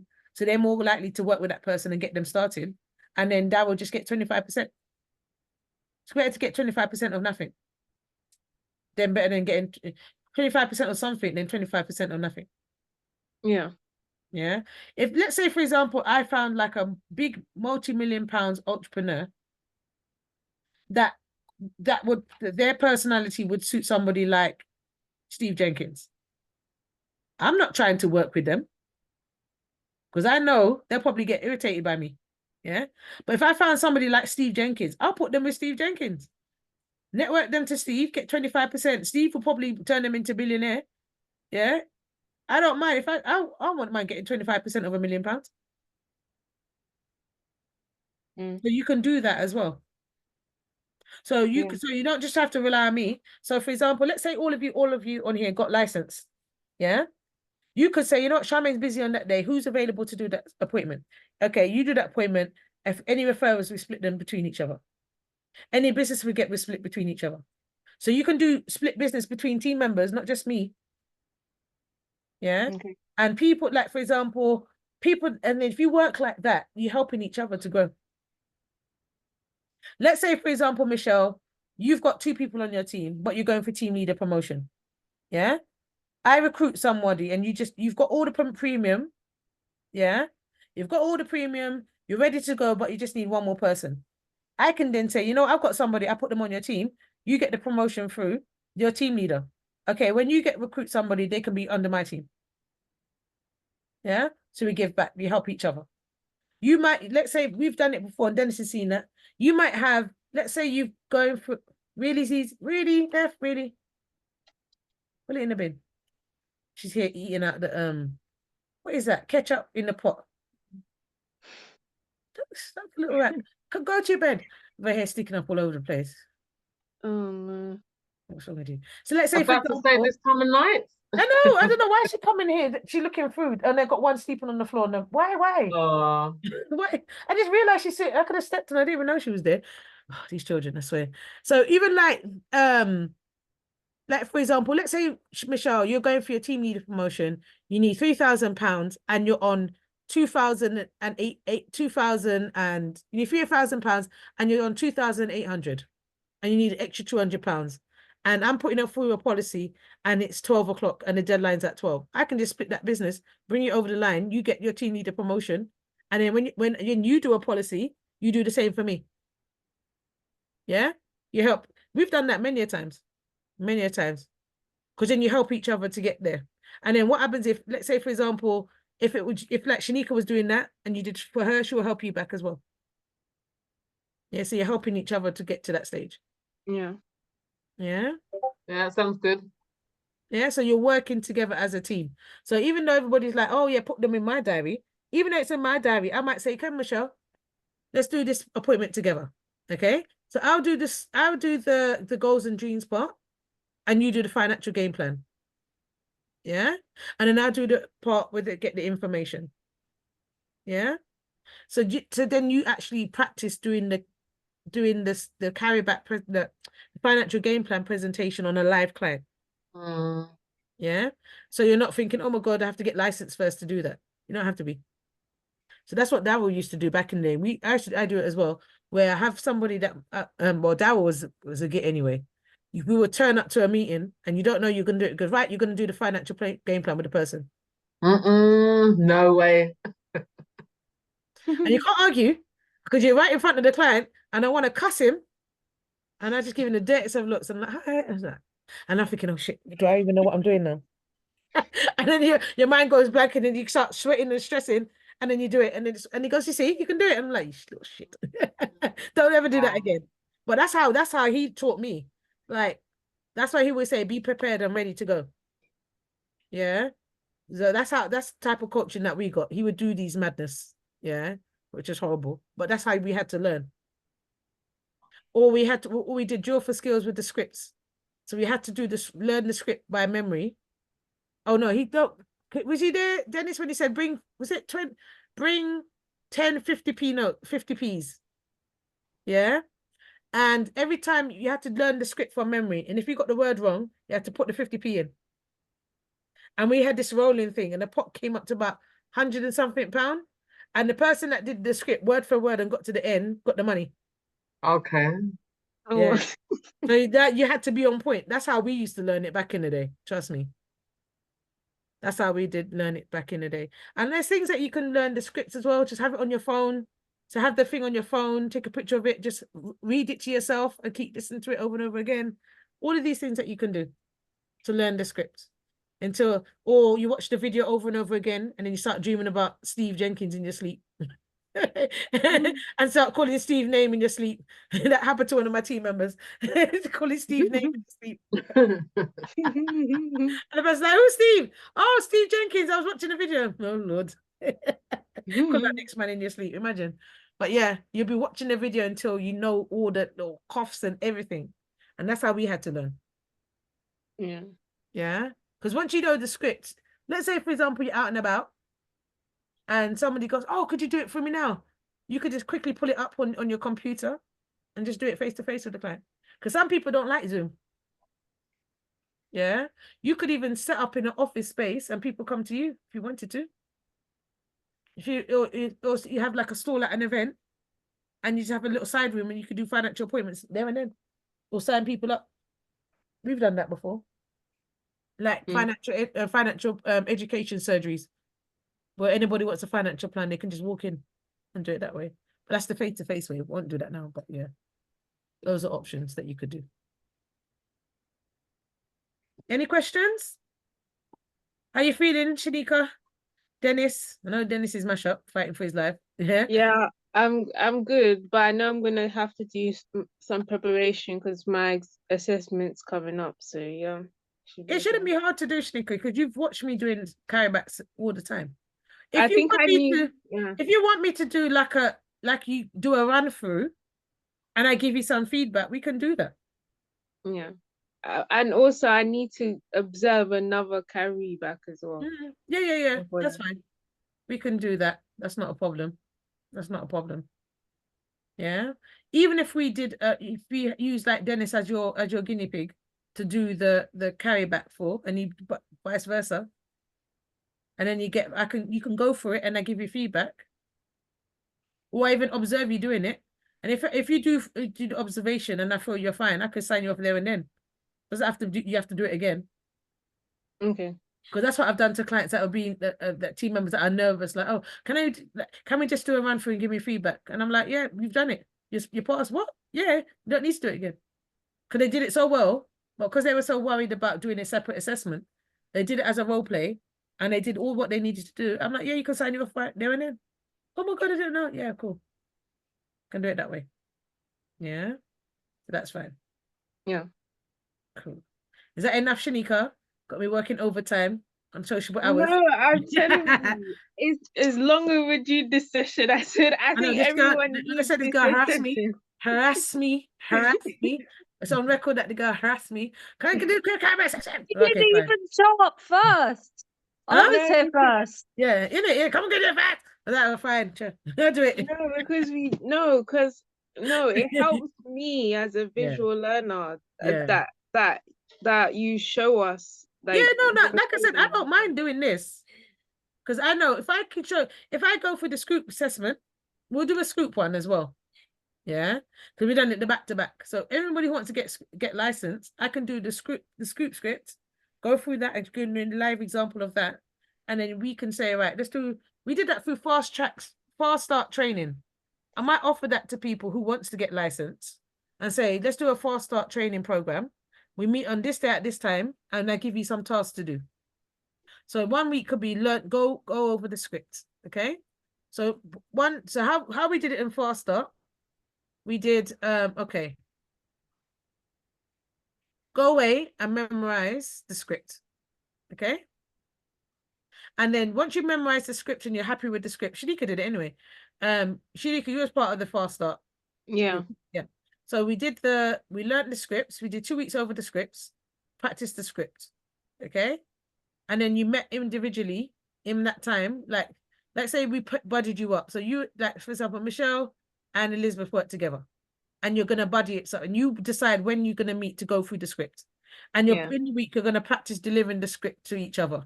Okay. Yeah. Once you learn the script, then we go into the kitchen table presentation, which is the most easiest thing to do. Because everything you're just reading, you just explain in 3 pages. Once you conquered managing, explaining how life really works and the rule of 72, that's practically the presentation. Yeah. And then combine that together with the fact find form, which is you just filling out the form, which I'm sure both of you will be able to do without even me showing how to do it. Yeah. Once you've done that, and then we role play you doing that whole process again, that's the scoop assessment done. And then what we do today, that is the carryback assessment. Once all that's done, you're licensed. Yeah. That's the licensing process. Now, there's people that have done that in 2 days. There's people that have done it. No, what I think the quickest person somebody done it was 5 days. The scoop and the carryback assessment, 5 days. Yeah. Yeah, and that was one of the Filipinos, because you know they don't play when it comes to things like this. 5 days. Yeah. Yeah. Sometimes people take 5 months, but you don't need to take that long. I would say learn the script in 1 week. Learn how to do the carryback, the financial game plan in 1 week. Yeah. The fact find form can be done in a day. You don't need a week for that. Yeah. And then, so that's 2 weeks. 3rd week, you then practice doing the whole process together. If that you're deemed competent to do that, that's 3 weeks done. And then if you leave yourself 3 weeks for the carryback, that's 6 weeks.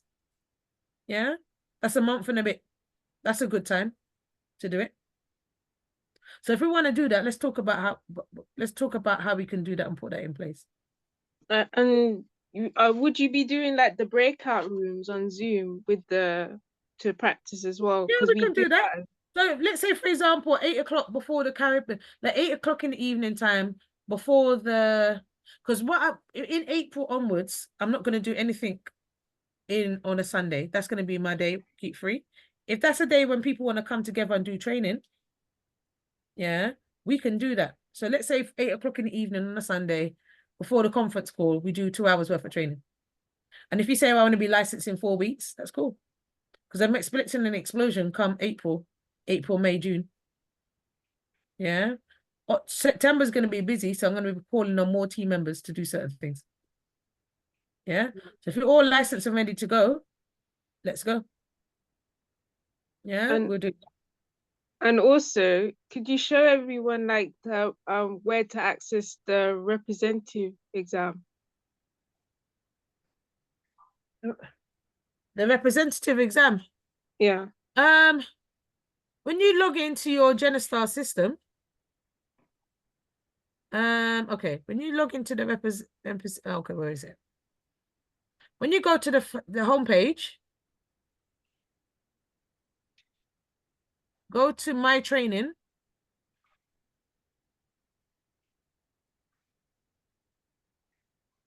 Where is that now? I don't remember what it is. Competency history. Are you sure? Oh, if you show your screen, I don't know.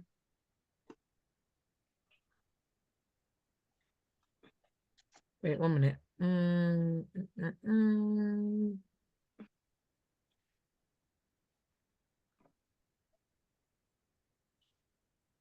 Okay, yeah, right. So let me share your screen. So when you log in to your Genestar system, do you see this?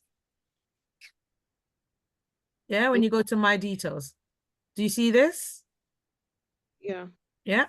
If you click on where it says life insurance, yeah, you have Scoop Carryback, representative course, and you have Vitality annual training. So it says here that I haven't done it yet, not started it. But I don't think I need to do it, but I'll do it anyway. But that's representative course. Okay. I've done Scoop and Carryback. So then on your one, you will see that you need to do these things. Also, in order for you to get licensed, you need to do the assessments as well. Okay. So for example, you've got incompetent, you've got all these different levels. Yeah. I think with yourselves, you might have the introducer one and you have the representative course. So if you're introducer, you don't need to do the assessments. Don't need to do the representative assessment. But if you want to get licensed, you're going to need to do all of these. So like, for example, my scoop assessment, even I have to do it. Go through the scoop and do the carryback. Have to do that each year. So question, Charmaine, when I've been to a few of the orientation meetings on a Tuesday, and Arvin says all we need to do is the vitality annual training. So yeah, I mean that's the first one, but we have to do all of them. Yeah, so if you want to be a rep, right, you do all of them. Okay. Yeah. Because they're actually teaching you about the different products. Yeah. So you need to know what the different products Right. are. Yeah. No, you're not expected to know the ins and outs of it, just surface level. So, and to do these ones, they're quite easy. Okay. If I press review, it'll reset it, and I'm not doing that. So yeah. So you go, if you watch the video, you have like a video and then you have like a little test. Okay. So it says here, got the induction, it's like a video, you listen to it. Then you go this one, listen to it, and then there's like exam. When it says exam, it's not in the exam, it's a multiple choice. Yeah. And it's quite easy. It's like 10 questions. And then once you've done that, you pass, then you move on to the next one. So when you do it, it won't let you move on until you've passed this one. Okay. Yeah. And just go through it as well. But when you And do you have to watch the video to the end. yeah, watch the video. You can't skip it along. And also, if you fail X amount of times, then you could get blocked. Free. You get free attempt. Yeah. So you don't want to just do it willy-nilly and not to pay attention. Yeah. Yeah. Do you have to do, so you have to do the vitality annual training and the representative exam to Yeah, be just like, all of them. If you want to be a rep, just do all of them and get them out of the way. okay. Yeah. It says here, course modules have to be taken into sequence. Yeah. And then remember, you've got the info hub, you've got the training academy, you've got the resources tab on here as well. So there might be things on here that you want to read and look at. There's info hub as well. It's quite, I didn't realize they've got some good stuff on there that I'm going to look at. That's the new thing that Margot was saying about. There's, trust me, there's some stuff on here. I'm like, I wish I had some of this stuff when I was starting off. Yeah. Because there's loads of things on here. I don't think a lot of us realize the amount of stuff that's on here. Yeah. So for example, getting started, exam study materials, Dennis, she was asking me before, they're all on here. Learn from field trainers. So there'll be field trainers, things specific to, oh no, that's not one. It's this one here. Genostar Success System. And you've got mindset, skills to learn. You've got here third-party referral system, field training, strategy. And then when you was asking me about building a hierarchy, that's the video I put in the group. Leadership. The drill for skills one with Daryl is a good one for like the calls. Yeah, that's what we had I to was do. watching that one. Yeah. CCMP, plan to recruit, form and sign, magic question. So all of these things on here are really good. Yeah. And if you want to become a senior national director, you put that. And remember, on Thursday, we've got another meeting with Steve. So we need to show what we've been doing since that time. Yeah. Yeah. So even if it's getting even if you're saying to Steve, I'm working on getting my Carryback assessment, I booked it in my diary, this is what I've been doing. I've been practicing, I've been watching a video, all of these things. So we have something to say, because he's going to ask us individually what we've been doing to build our Genostar business. So I can say I did some training, did some scoops and carrybacks, I did an appointment with a client, I did this, I did that. Yeah. Because I've told him I want to do 10 by 10 this month, which is going to be very hard to do, but it can be done. Yeah, 10 by 10 means you're going to do 10 recruits team and £10,000 worth of premium. I've done it before. I did six recruits this last month as a team. There's no reason why we can't go to 10. In a month? Not in a month. in a Yeah, I month? did it. Yeah, In to a go through month? EVP, I did 10 by 10 3 times in a row Oh wow. Okay. to qualify for EVP. So I've done it before, which was hard work, but it can be done. You can become EVP right now. If you did 10 by 10 3 times in a row, you're an executive vice president. Yeah. So it's not hard to do. It's Mm. not hard to do, but it's hard to do. I always say it's not hard to do, but trust me, when you do it, it doesn't feel like it's not hard. It's just making commitment and saying, right, this is what I need to do to get there. And you'll be fine. If I've done it before, trust me, everybody else can do it. Not hard to do. I Yeah. want to ask Steve as well where the recordings go. Oh, you just ask to Maggie. Maggie will send them. So if there's a specific one that you want, just let me know and I can send it. Sometimes they pull it in the group. So like the Sunday call, I've got the Yeah, recording for the Sunday call. I can go back through my Telegram and see what one's on there and just put it in there. If you want that to be done, I can do that. because the Saturday trainings, yeah, because like Oh, what, the I would Saturday like the trainings? I don't know about recording for those, all but of them. I know the Sundays you can get recordings, but I don't know about this the recordings of the Saturdays. Yeah, because they do recordings for all of the webinars, and I'm just like, where's this recording going? Because they Yeah. said that they were gonna do a feature where on Info Hub where they have all the recordings Mm, on Info Hub, but I haven't seen that yet. Come on, yeah. So they should I'll do find that. it for you. Somebody They said, should can we do get the that. recording of last orientation meeting? Okay. Okay, they've updated the business basics book.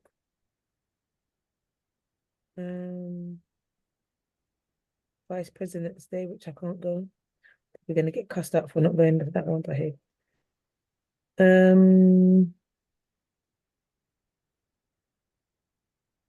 me see. Should be able to find. If I can find it, I'll send it. I'll put it in the group. Okay. Yeah. So how's everybody feeling good? Yeah, I'm feeling good. Feeling tired? Yeah. Everyone's Yeah, I tired. know. I'm broke up, so I know. Here's a recording. I'll put it in the group. And this is from the Sunday call, from last week with Steve. And this one is how to grow your team from 3 to 300. And I thought that was a good On Saturday, that no, one. Sunday. Yeah, that was a good one. Oh, yeah. So I put it in the Sunday call. I'm gonna try and yeah, I put it in there. Try. Where's it? Sunday call. Yeah, here it is. Yeah, I just put it in the group there, so you've got that. I need to everyone it now. Yeah. Any last things to let you go because it's now 2026 and I need to get up and go to my bed and get up and go and do the stuff tomorrow. And Tomorrow's a long another day. thing before we Mm. another thing before we go off, Mm. could you look in your diary when there's other carryback appointments to observe, please? Because I need What do you to. want? You want mortgage? One with mortgages? Yes, please. That's gonna be hard. So I can't. I It don't. it doesn't it doesn't have to be. It doesn't have to be, but Okay, I'll send them to you. So this week I've got quite a few carrybacks as well, so we can do that. No, I haven't got. Yeah, that one. Whether that comes. Yeah. Okay. Cool. Now, What's one more Yes, please. question? What is the shortest time that you've done a scoop and then a carryback? I mean, the scoop period is in the hour, between. an Yeah, hour. yeah.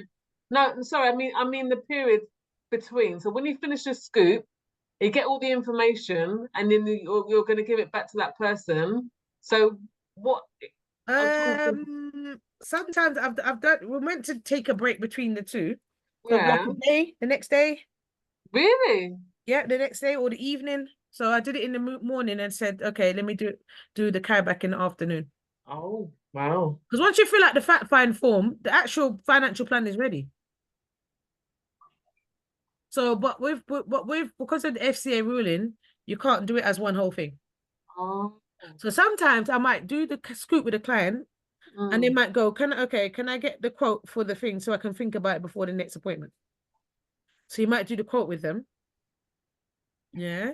And then, because who did I did? I did that with somebody recently, where I did the actual scoop with them, got all the information, did the quote, send the quotes to them. I think that was the lady. I did that with Amanda. Yeah, I think I do. Yeah. Yeah, do it with Amanda. Oh yeah, we moved that one to 8 o'clock on Monday. Okay. 8 o'clock on Monday, we moved that one. So with her, I did the quotes, and then I sent her the quotes, and then we're gonna meet together on Monday. And then we'll do the quotes, we'll present the plan, do the quotes, do the medical questionnaire, and then we take it from there. So if you know you got somebody that definitely want, and I say they might ask, oh, can we do the quotes, and then we meet and do the financial plan? Because sometimes somebody might want to meet, they don't want the financial plan, but you still have to get the information in the fact line form. So the question you're still going to ask them. So let's say, for example, they might say, "Oh, I don't want the financial plan. I just want a quote for the insurance," which is fine. You still complete the fact find form. Yeah, you send them the IDD. Send them and complete the fact find form. Do the quote, and then fill out, because you still need the information, because you won't be able to process it without that fact find information. Because the information that you're putting into the fact find is to work out if the policy is affordable. So let's say, for example, you filled out the fact find form, and when you did the income and outgoings, they only had, let's say, £40 in disposable income, but then you've done a policy that costs £70. Vitality will flag back and say, well, they've only got £40 Right. Okay. spare money, but you got a policy for £70. Is it affordable? Yeah. So it has to be affordable for the client. Because they might say, oh, I want a £400 policy. It's not affordable. Because what happens is, let's say, for example, you do a policy with a client, that policy has to stay on the books for 4 years. Because if they take out a policy and then they cancel it within the 4 years, you get something called a clawback, which means that the money that Vitality pays up front, they want it back, because that policy is not alive. So you might get, I've had clawbacks where it's been £1,000.